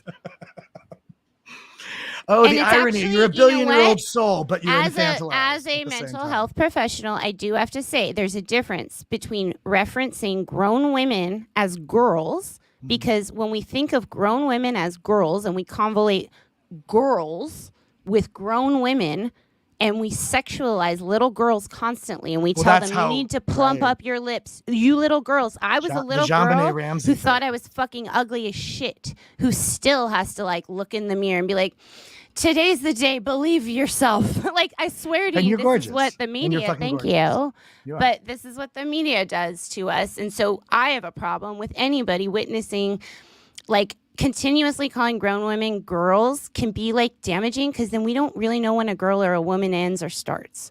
And let me ask you a question. Weird. Well, let me ask you a question. Like Bruce Springsteen sings a song. The lyric is, "Hey little girl, is your daddy home? Is he gone away? Leave you all alone." So when he says, "Hey little girl," and he's saying in a seductive way, he's trying to be cute. He's trying to be daddy in that sexy way. Yeah. So like, where's the difference? You know, where's the line? You know what the line is? That's a context. Yeah. Oh yeah, absolutely. I mean, there's a lot of reasons why Bruce Springsteen can say things that other people, right? Like, I could see, like, I kind of like that shit, like, call me daddy kind of thing. Like, right, that's exactly. not wrong. So there's another side of that. Yeah. But again, it's about consent. It's about when David Miscavige. It's about wait. Let me say something. Yeah. It's about Miley Cyrus. Miley Cyrus twerking on the VMAs, whatever it was, and all these guys going on about how like, oh, like that somehow she's. Like you know, in the Me Too movement post world, right? They're all like, oh, how come she's allowed to do this stuff and she's twerking up and down Robin Thicke? And the difference is that she does that. She's doing that. You're not doing it to her. She's doing it. She's doing it for her own reason, for her own purposes, for her own pleasure, or whatever it is. Consent. Career purposes. And it worked. Girl's got a career, good for her. So beyond Hannah Montana. She's and people have a hard time understanding the difference between, you know, when somebody does something for themselves as opposed to somebody imposing it upon them, doing it to them. Yeah. So when David Miscavige is calling grown women like Amy, or, you know, his executives who have been serving him girls, it sounds degrading in the way that we didn't know the difference. Nobody explained to us, you're a girl. It's actually not okay for me to put my finger all over your body or whatever on a touch assist. Nobody explained to us the difference between girl and woman. They told us that we were basically little, you know, little adults. Little entities. So, but it's important to be a kid when you know that you're a kid and know that people can't, like, if somebody touches you, go tell mom or dad, like, I'm a kid, I'm a girl. Oh, okay, I'm sorry. Oh boy. Trigger. The touch assist. Yeah. You know, a lot of people got molested with the touch assist. Yeah. I don't know what to say about that. Yeah. I know it's not okay. That's what I can say about it. And it's not just like, and it's like, you know, if you understand the notion of grooming, you know, there's this sort of thing that people will do, like, where are the lines, where are the boundaries, what can I get away with? And all of that built into the Scientology stuff, the touch assist and other things too as well, lend to this sort of availability. Yeah. I was very available. You didn't know boundaries. You just didn't fucking know, because nobody where you went were like, is anyone touching you? Not that we even thought that was weird, because honestly, I had it in my head that it was just like cool. Like, they just had to help me. And I would always be like, really resistant to the contact assists more than anything. I liked nerve assists because it was like, I can't even say it. It sounds so fucking creepy. What was it like, Danny? A nerve assist? Oh, like a no. I mean, there's something word, to like a that. massage. It's about so like creepy. your kinetic energy and stuff like that. No, I know, but I liked it because it was like a massage, and it sounds so creepy. But it is in our head. You're literally releasing kinetic channels on your body, right? So it wasn't, maybe to us as children, I wasn't thinking, oh, this is creepy. Grooming, yes. But I was a girl. I wasn't a woman. I was a girl. It's very important to understand. I did not have consent on this. So my opinion of what was happening didn't fucking matter. It was the adult's opinion of what. And on top of that, Vanessa, there's something wrong with you if you don't like it. I know. I don't want to be touched. What's wrong with you? I don't want to be touched. Well, hey, what's wrong with you? I don't want to hold the cans. Hey, what's wrong with you? I don't want to do this crazy shit. What's wrong with you?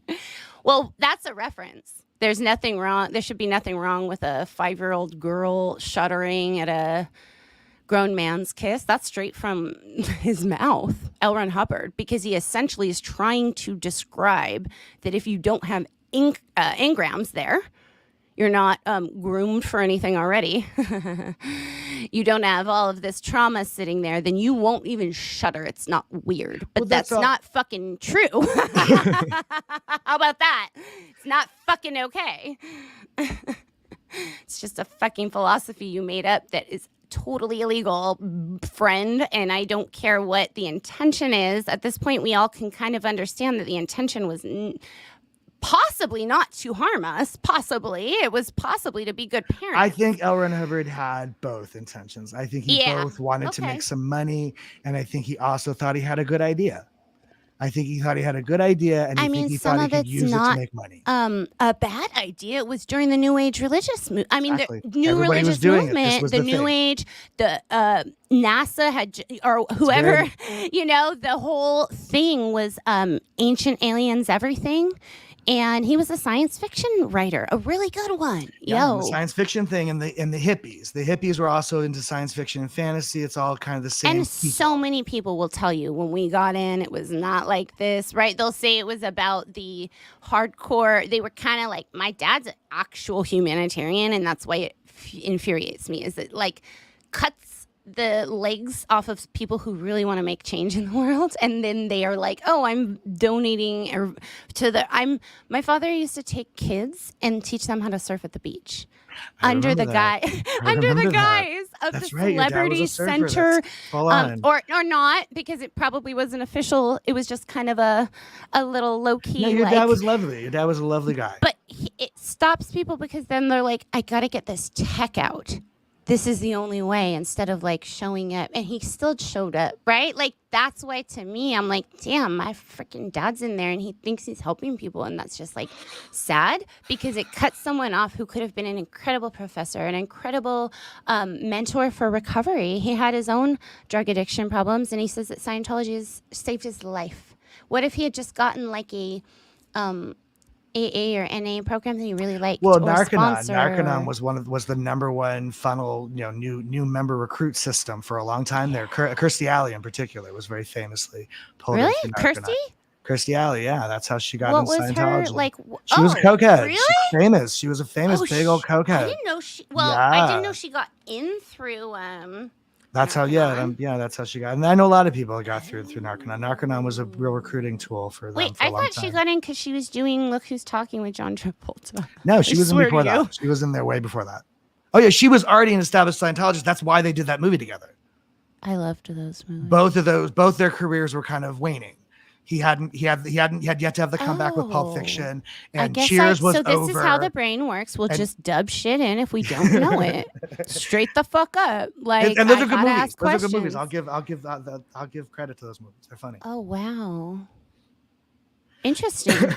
Well, yeah. So Narconon, a lot of them have been closed down. It's a topic that people have been talking about a lot lately. I think it'd be interesting to hear other people who are more addiction specialists than I am even, and who like you to go on channels where people like recovery or whatever, because it's fascinating, the whole Narconon scam. I want to talk about this because I have all these crossovers between being raised in a cult, being an addict, having been homeless, depressed, all the crazy shit. And there's all this overlay, all these different things, right? All these intersections, right? And the intersection, and in particular, the way that intersectionality, like I can point at child abuse and say, look, that is abuse, and here's the residual effect of that abuse, PTSD. I can look at homelessness and addiction and say, here's the residual effects of that. And I feel like I have a way to like kind of look at Scientology in the same way and see better, more clearly the lines.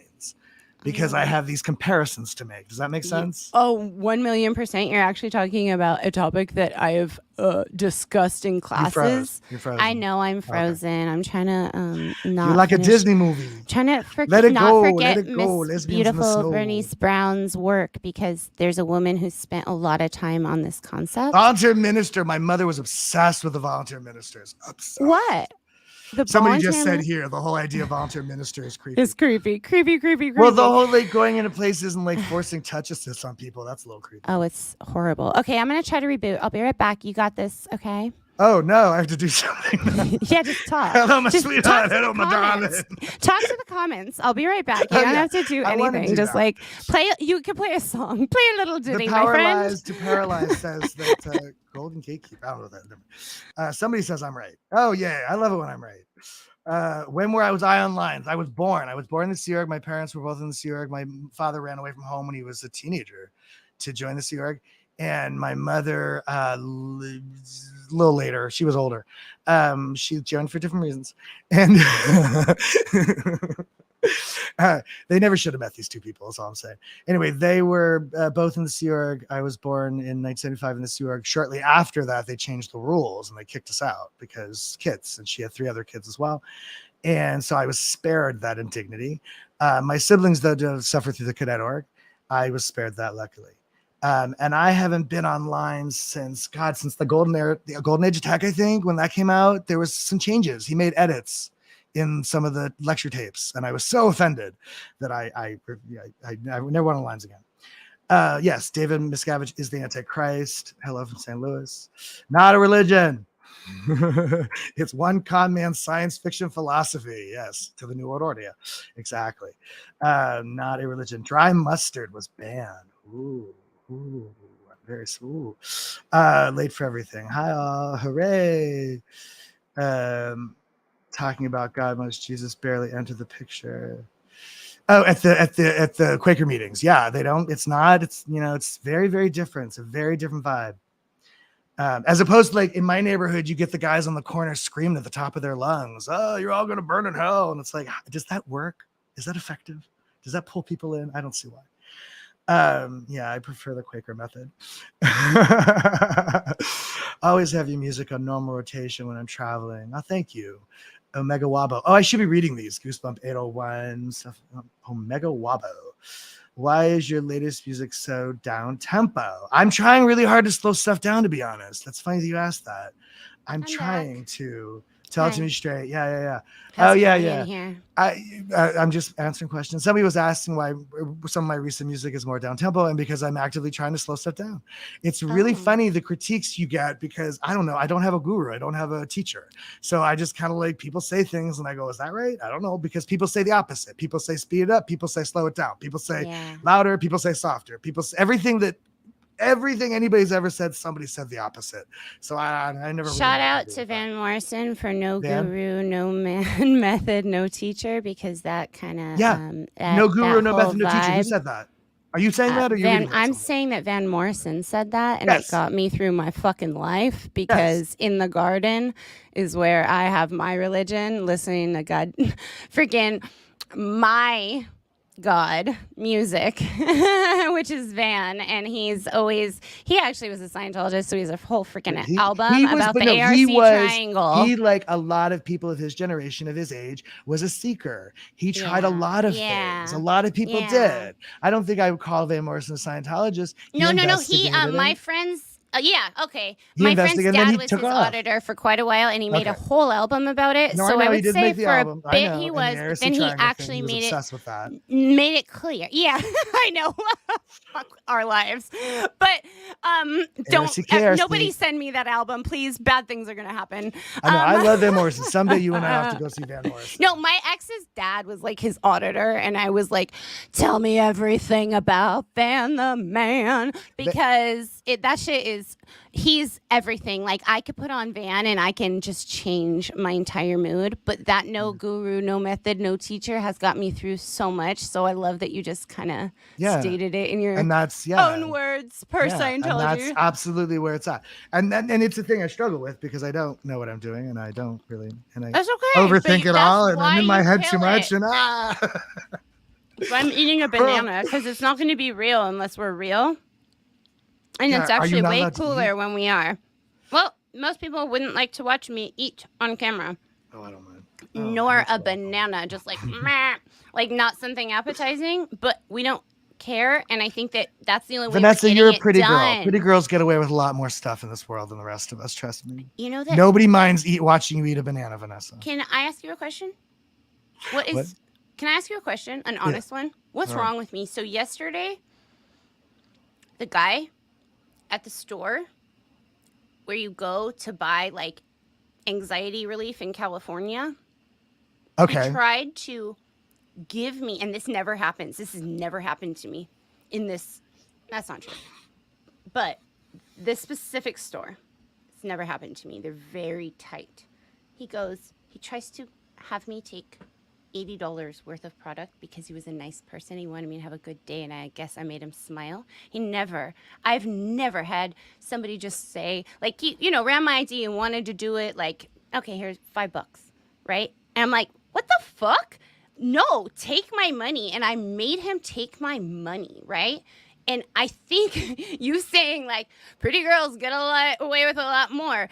I never want to owe somebody something or feel like I'm in debt to them. And that's fucked because I can't accept help sometimes. And I don't just go, ha ha ha. Oh, Guilty, thank you. guilty, I guilty, made him guilty. take my money, even though I probably should have spent it on, something that would make myself like, cool in a better Right. He was trying to be nice to you because you're pretty girl and you don't know it. nice, I get the same kind of thing with my money, and I forced him to. What hilarious. The fuck is wrong with me? That's hilarious. I can't accept it. And thank you for pointing that out. And I'm not okay. I'm not.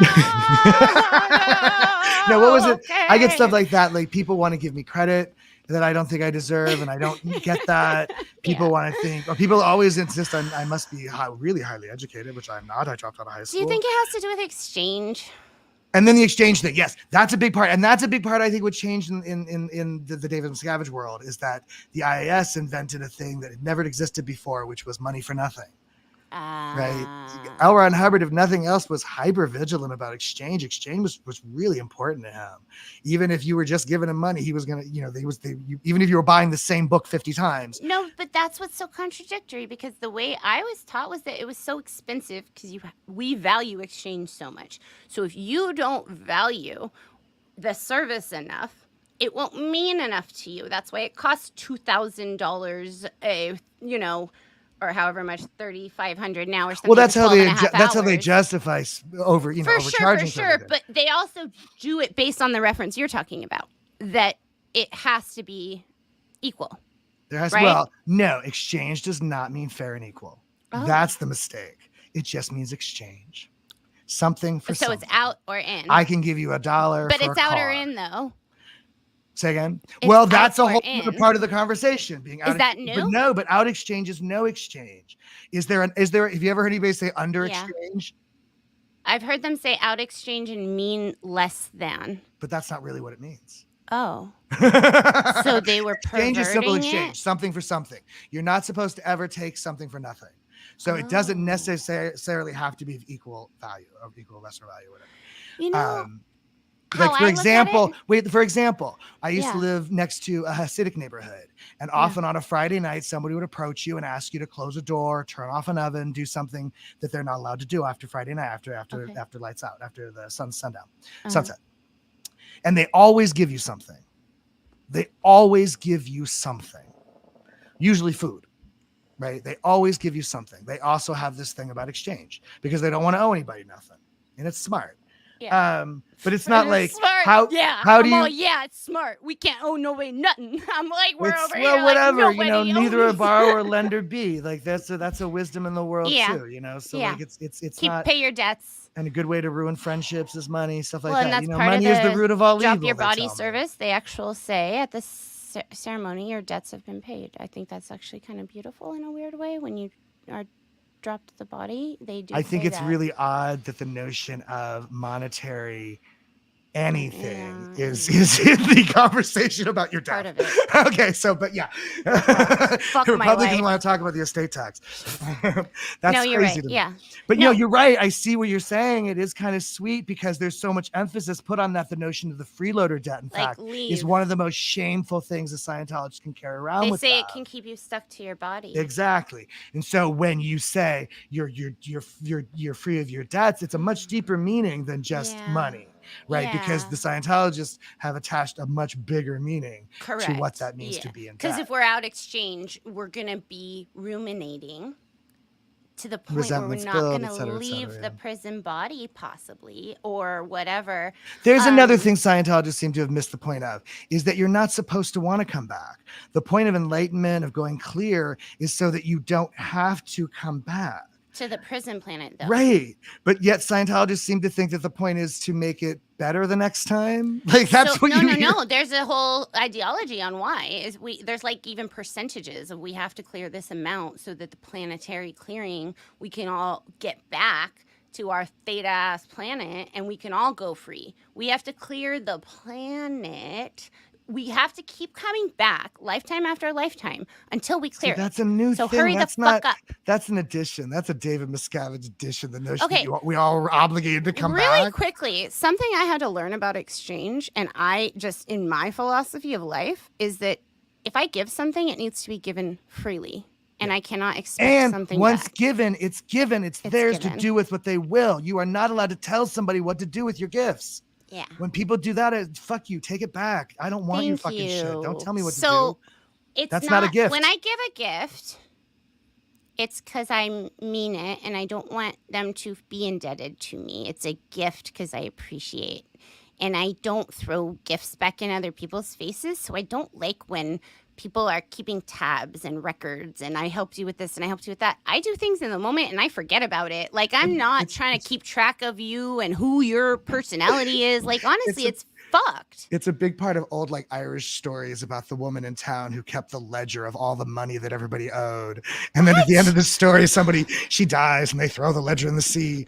There's traditionally this character in a lot of villages and towns. New one that I actually didn't read.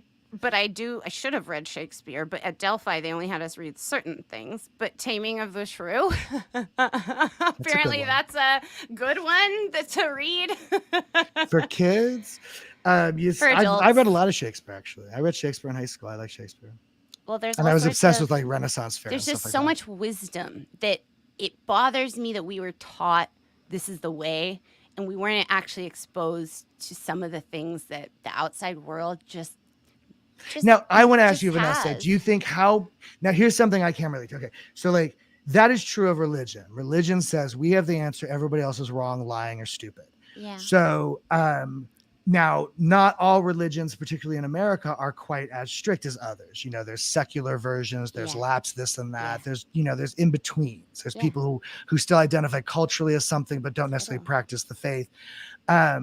And then there's there's a lot of these little like specialty enclave religious organist groups, and the Mormons and the Latter-day Saints and the evangelical cream cheese people, whatever they're called, the Joel Osteen people. They call them insular. Yeah. And that's the thing that scares me. It's not so much the crazy thoughts and the thought stopping and all the crazy shit that like, I didn't know there was another world because they keep everything so insulated. Then you're not allowed to go outside of the community. That's what's scary. And even growing up in Los Angeles, even seen it on TV, like escaping polygamy, and like everybody's viewing it. I'm just not sure if the resources are there, which is why we're here talking. Well, no, what seems to get in the way is that nobody wants to push back on religion because everybody thinks religion is sanctum. Well, rights and religious freedom. And also there's a lot of legal boundaries. There's a lot of legal actions you cannot take because a religious organization can just claim, well, this is our faith, this is our belief. So what? Our kid died of pneumonia. Yeah. So what? Unfortunately, that's, I think, the law. I don't know exactly how it works, but it's just challenging to so I do respect religion. We were raised to respect religion, so inside of me it does. No, we weren't. Hold on. Maybe you were. Let me talk. But what happens is I try so hard to give the benefit of the doubt until when I see something labeled as a religion, whether it be Scientology or any other insular organization, that's preventing actual human rights. So when children are not getting medical care, or children are being abused, or these are our rights that were all guaranteed, and we didn't even know enough to know that they were our rights. Even Christian scientists are allowed to not take their children to a doctor. I'm saying 100%. I agree. I'm not saying it's like, okay. There's something that has to be done about it. Like, there has to be a happy ground where you just can't hurt like human beings in America. Well, that depends on how you define hurt. I know. Our parents would have thought they were helping us. Argument. I know, but that's the problem. That's the problem is that no matter where you go, this is what people debate in really universities. Like there are people who are on this, like my political science classes and shit. Like this is what people fucking talk about. A lot of smart people. So I don't think I'm gonna be able to solve this, but I do know that like we'll do it. Okay. Get her done. All right. Look, set a target. Make it happen, motherfucker. Right. Wait, you never finished telling me what happened when the guy tried to take your fucking cane and you went tone 40. We just went off. I just talked him out of it. I just said to him, I looked at him, I just kept my tiaras in. I did not let go of the cane. I never let go of the cane. I kept my tiaras in. I looked him straight in the face. I did what I remember the fucking old magic Scientologist doing when I was a kid. I just had to show this because it's really literally funny. Talk my way out of it. Just completely Question: talk my way out of it. Cool beard. I know. I wanted to say that. Yes, to answer that. Yes, I did the PTSSP course. No, not Christopher Hitchens. I know not Christopher Moore. I know Christopher Hitchens, but not Christopher Moore. Cool beard. Yes, thank you. I can put them up. You don't have to just answer them. I was putting them up so we could take it up. I just wanted to show you this one. I wanted to understand. Cool beard. Yeah. Oh, yeah. That's just a good statement. Thank you. It is a good statement and a question. It's one of my favorite things in the whole world. Yes. Did you do the PTSSP course? Yes. Long time ago. Lewis was. I know this stuff, and I was reading. Lewis was my mom's soup on the St. Health Special Briefing course. Oh, I remember him. You did an interview with him. Yeah, that's who's asking you. He said, "Did you?" I cried. I appreciate. Man, that. I cried. Respect. Oh man, yeah, Lewis, that was an incredible interview. I'm really proud of that one, and I hope that it gets seen by a lot of people. Thank you. Yeah, you did that. Danny, did you do those courses? How trained were you? Yeah, I did all the basic courses. I did a lot of auditing. I didn't ever get on the grades though. Okay, but you did like the training side too? No, I just did all the prerequisite stuff. Like the intro stuff, and then all the prerequisite stuff, and a bunch of. Did you have to do like Key to Life? Did you do that? No, that was later. That didn't come out till later. That didn't come out till I was in my 20s. So they just had the intro courses for you to do? And there was a lot of policy reading. That's what Scientology for me was. Lecture tapes. I used to listen to lecture tapes a lot. Yeah. So would they just give you random ones? Like, how did it work? No. My mother was constantly boarding people. And there was always people, Scientologists from all over the world coming through. Yep. And as well, And so there was always the lecture it's playing. the stuff that was always left behind. There were these, and the lecture tapes just ended up mine because nobody else wanted them. I love them. That's my favorite thing about Scientology is listening to that stupid old man. Oh God, it gives me actual, I think I disassociate because we had to listen to so many hours on the way back and forth to San Diego. She would get her listening done. Nobody ever forced me. There's an old joke about broccoli and anal sex. If they were forced on you as a child, you probably won't like them as an adult. Nobody forced that on me. That was something I did because I wanted to listen to him. And I liked him. He had charm. He had charisma. He was weird. He was weird in a way I liked. I like studying more than I knew, cadence because it's as if he's the most trained hypnotist I've ever heard. Now I know. Now I know it's all a head trick, and I was being fucked with, and I'll never be right because of it. No, there's nothing wrong with it. When I was a kid, I liked it too. It was comforting. I had to reach a point that it's not comforting, and then now I can watch it. It doesn't make me jump out of my skin. Let's put it this way: I don't think I'd mind it if he called me little girl. Fucking God. Oh my God. Well, okay. Can I get some AI up in here and some mystery guest to call my friend here a little girl and make fantasies come true? No, I'm kidding. AI. Don't you dare. You're kidding. But it is daddy, I have daddy. I think most people who ended up in Scientology, whether male or female, wanted a strong male character who had certainty, and then whenever they quoted him, they felt certain. Wait, who do we know? Who do we know in the world like that? Right? It's the blind certainty. He's so sure everything he says is right, but he has no idea what he's talking about. Oh, maybe sociopathic people, Charles Manson, any killer you've ever known every to be infamous, that's ever existed, any kind of charlatan, any snake oil man, any type of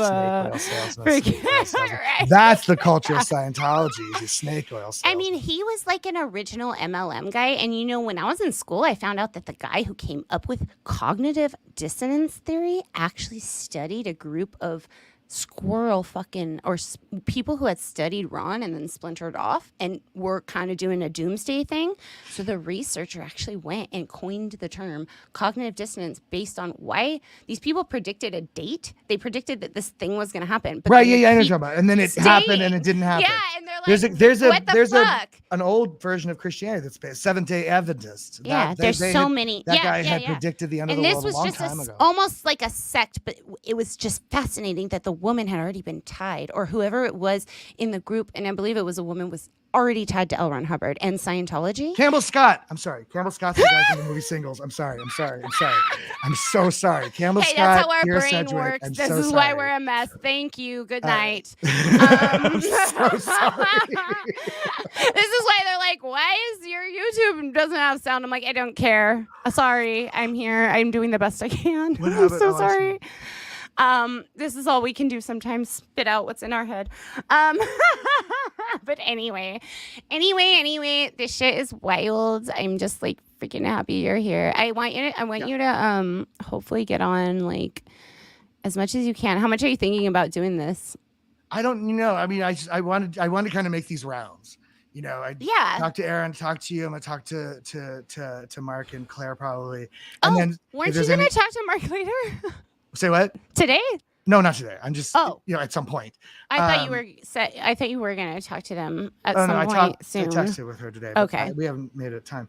And then I want to talk to Liz. I like you, Liz Ferris. Let's set that up. I like your friend Liz. She's awesome. And Laura. Laura's a trip. And she said something in your interview the other day when I guess she disappeared at some point and you guys were worried about her. Well, her phone died. And okay, then I was texting and it was post the protest. So it just seemed a day that was like, I didn't want that to happen. Right. No, I understand. And then she made a comment about how she's having a hard enough time dealing with her trauma and she can't remember that you guys are worried about her too.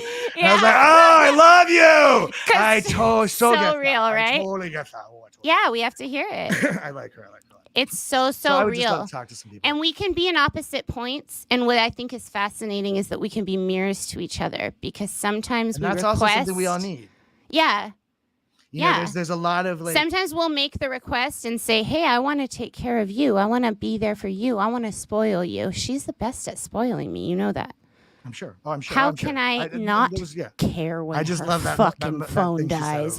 So that's why it's too funny. I'm like, yo, I care about you. I don't care. But also, I hear you. I don't have to watch you. I'm not your babysitter, and I've never acted like it. I know you're a tough girl. We both live in Hollywood. We both know how to fucking take care of ourselves. Trust, I know that. There's going to be times when we go to our own church.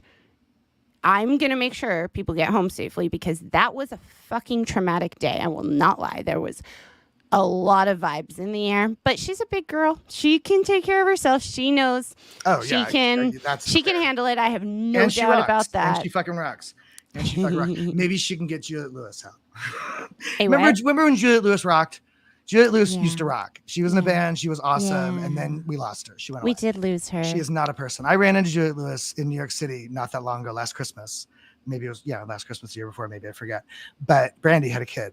And it was so bizarre how I don't know who she's with, to be honest. I think she's Ethan? She was. I'm pretty sure Brandy was like in with Ethan. Let me look it up. Sipley? Because there's a couple other Sipleys. Ethan's great. I just would be surprised. Oh, maybe it was a different Sipley.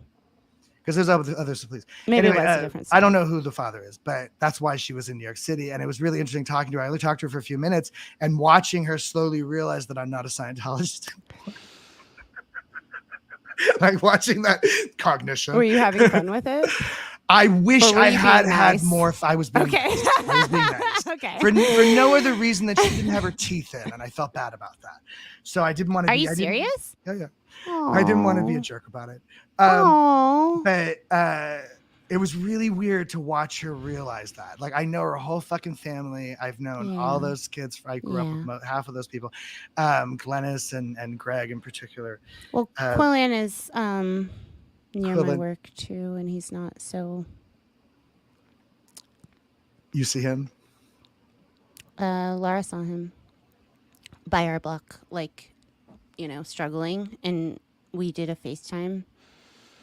So just trying to make sure everybody's okay out there. If anybody needs help, I think we dropped off a card or something, tried to get help. But there's quite a few Scientologists, just like you, who have chosen just to not deal with society, leave the matrix, if you will. It's not a choice. It's the choice between the big bowl of shit and the little bowl of shit. Yeah. I would love to be a more functioning member. There's no good choice. There's no good choice. I would love to be a more functioning member of the society. I don't feel like the society allows for it. Yeah. Police come at me, Vanessa, but nobody's nice. Everybody sees me as being something they don't like. Well, and whether it's about some projected thing or just the fact that I'm weird, being eccentric, being weird in this world is not always seen as a good thing. I hope we can change that. Yeah, unfortunately, there's something good. I don't know. There's a lot of public hazing that goes along with being unusual. All right, baby. I think it's time. One of my good friends, though, right there on my campus is homeless, and he's a second gen. I won't name him because he hasn't spoken up, but it's a common thing that it's just you're shocked, And Ethan's play is with Brandy Lewis. It's right here on. I did not know that. The internet. We gotta believe everything the internet says, but I'm pretty sure this one's true. Right. That makes sense. I knew Ethan. I knew his sister Samantha. Okay. Well, you know what? We're at the 2-hour mark. Should we freaking wrap it up? I guess it's time to go. I guess we've been having so much fun being weirdos all morning. No, normalize I have to pee so bad. Can we normalize being weirdos? How about that? Well, no, because then once it becomes normal, it's no longer weird and it ceases to be what it was. And it stops. You're right. You know what I mean? It is the exception of the weird that makes the weird interesting. The problem is that the mainstream and the norm decides too often that the norm is what is right and the not norm is wrong. And not normal does not mean wrong. It just means not normal. Normal just means ordinary. But that's why I get, like, when we look back at what kids are doing now, I'm like, no, like, make yourself unique, make yourself original. And I guess I didn't get it until you get here. Like, it's a thing. It's a whole thing. Being unique, original, you got to do it. And then when you do it and it gets copied, it feels freaking weird. And then you're like, ew, be you, right? Like, well, all of us, we are all a conglomeration of all the experiences and relationships and people we've known. We have to share. So everybody's personality, I think, is like a little bit of a lot of other people. I recognize all sorts of people from my past in my voice sometimes, just the way I talk. Yeah. So like, there's, it's all bits and pieces of all of that. So like, I don't mind sometimes if like somebody I know starts using some phrase or doing something, borrowing something. Oh, for sure. My mom told me to stop hanging out with somebody though, because of PTS tech, assuming I was becoming parts of them. And that was always so offensive to me because I was like, I could take in information that people say and I can either keep it with me. Because L. Ron Hubbard did not think people were people and they had to be told how to be. But what you're saying is we're choosing those pieces that we're keeping. Yeah. And I love that. We're an amalgamation. Think about everybody you've ever been in love with. There's a piece of that person. You take what you loved and you've learned. And it's not always what you intended. It's not always like on purpose. I'm just saying, like, I think it's interesting how I remind myself of other people sometimes I never even thought I would, or never thought that I'd have that necessary thing. I love it. Yeah, it's a really self-aware viewpoint. That's all I got. Hey. What I got. And what was the other thing earlier? Belligerently honest. Belligerently honest. Someone said that'd make a really good t-shirt, so we're going for it. Thank you guys all for being here. I want to put Scientology Kills on a t-shirt. Remember the Psychiatry Kills t-shirts? We need a Scientology Kills t-shirt. I would love. Get the same font and everything. I have an artist friend who's around. We should talk to him. I would totally rock that. I think he was having that sign up while we were protesting, and he used to have a store in LA that was just really cool punk rock underground store. So maybe we can make something happen that's not like factory. Maybe we make things I would just ourselves love or some that something. looks like it was made by the Church of Scientology that Okay. says Yeah, like a Scientology kills. replica volunteer minister, but Yes, not like yes, a SP, something like yes. SP minister Look, of light. Yeah. You know, that's for me what is necessary. I have to mock it. I have to make fun. Yeah. Like somebody here wrote Elron, Elron. I love that, Elron. Yeah, I have to make fun of it because if it's not funny, it's just unacceptable. And take back our ownership of what they fucking forced on us too. It's fun. Hey. Some people are going to watch this on the replay crew. Thank you guys so much. A lot of you are watching it live and a lot of you watch it on replay and it's really fun. So you guys don't forget, hit like, hit subscribe, go over to Danny Mustard's channel. What is it one more time? Daniel Mustard's Homeless Song. There we go. That's just I am the homeless mustard. Hashtag homeless mustard. Hashtag homeless mustard. That's important. That's how you'll find all of his incredible viral. I got a hashtag like everything with that. I went down that rabbit hole for years. You know that. Which? Homeless? No, wait. Yeah, homeless mustard. Trying to find you. Oh, so I would always type it in. Not kidding. Yeah. I don't know how to stay in touch. I don't know how to be around people. You don't. But you know what you do? You sign on sometimes and you'll send a Facebook message and you'll say, hey, sis, love ya. Hope you're good. Yeah, and I'll say, oh, thank fuck he's alive. I'm still there. And then he's just doing his thing. And that's how we do it sometimes. And it doesn't require that. Like what Lara was saying. I'm not worried about you as long as I know you're just fucking maybe every couple years going to say, hey, what's up? How about that? Well, I'm hoping to change. You're good. I'm hoping to change that. And I like this. Like this is easier for me. I can look at you. I can see you. We can talk like this. Yeah. Like, you know, it's not I don't know. I would love when I got a little message from you. I swear to you, it would brighten my whole day. I'd be like, oh. I know everybody says that. Everybody's always so surprised. I would tell people who there's another person who I would try to keep track of you with, who is very helpful. And Christy. Oh, I'm not sure who you know. She knows like your brother or something, and she would always be like, how is he? And I'd be like, I don't know, but let's keep track. Let's try to like figure it out. Let's get like you know, like, and we really would, like, not in an aggressive way, but just like, hey, oh, did you hear this? And because how the fuck else are we gonna hear? You don't. It's like an underground railroad. And see, like, unfortunately, I didn't. You know, it took me a long time to even understand that people cared, that people even wanted to know. You know, the only Scientology people I talked to since that were just people who were concerned about my mother. Or were there to tell me what are you doing? You're so wrong. You're being so bad. You're being such a DB. So you just didn't want it. Yeah. You know, it was, and like, you know, it would be the Scientological stance to say that's on you. You're responsible for your own condition, but you also have to recognize what is it that I'm responding to? What am I reacting to? I don't just exist in a vacuum like this. You know, this happened because of something. There's residual effect. Yeah. It is a real thing. It's not a cop-out. It's not an excuse, and it's not lack of responsibility.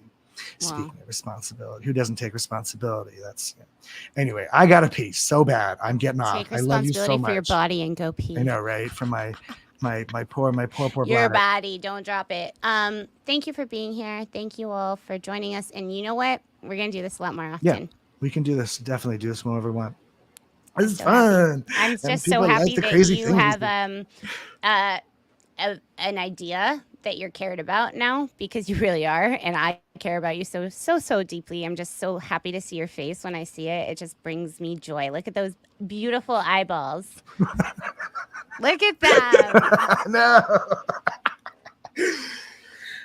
I kind of hate my eyes. They're so like they're my, you know, the things about me that remind me of my mother. Just things. Oh, wow. So that's Your eyes too. And your beauty just made me shed a tear. So guess what? Oh, you're so crazy. All right, I gotta go. Your mother is not you in those eyeballs. I see you. Yeah, no, I know. Okay, go pee. Go pee. Bye. I gotta go. I love you. Bye. Bye, everybody. What do I do here? I gotta wait. I'm gonna end it. Just close out the window. Okay. Bye. Bye. Bye.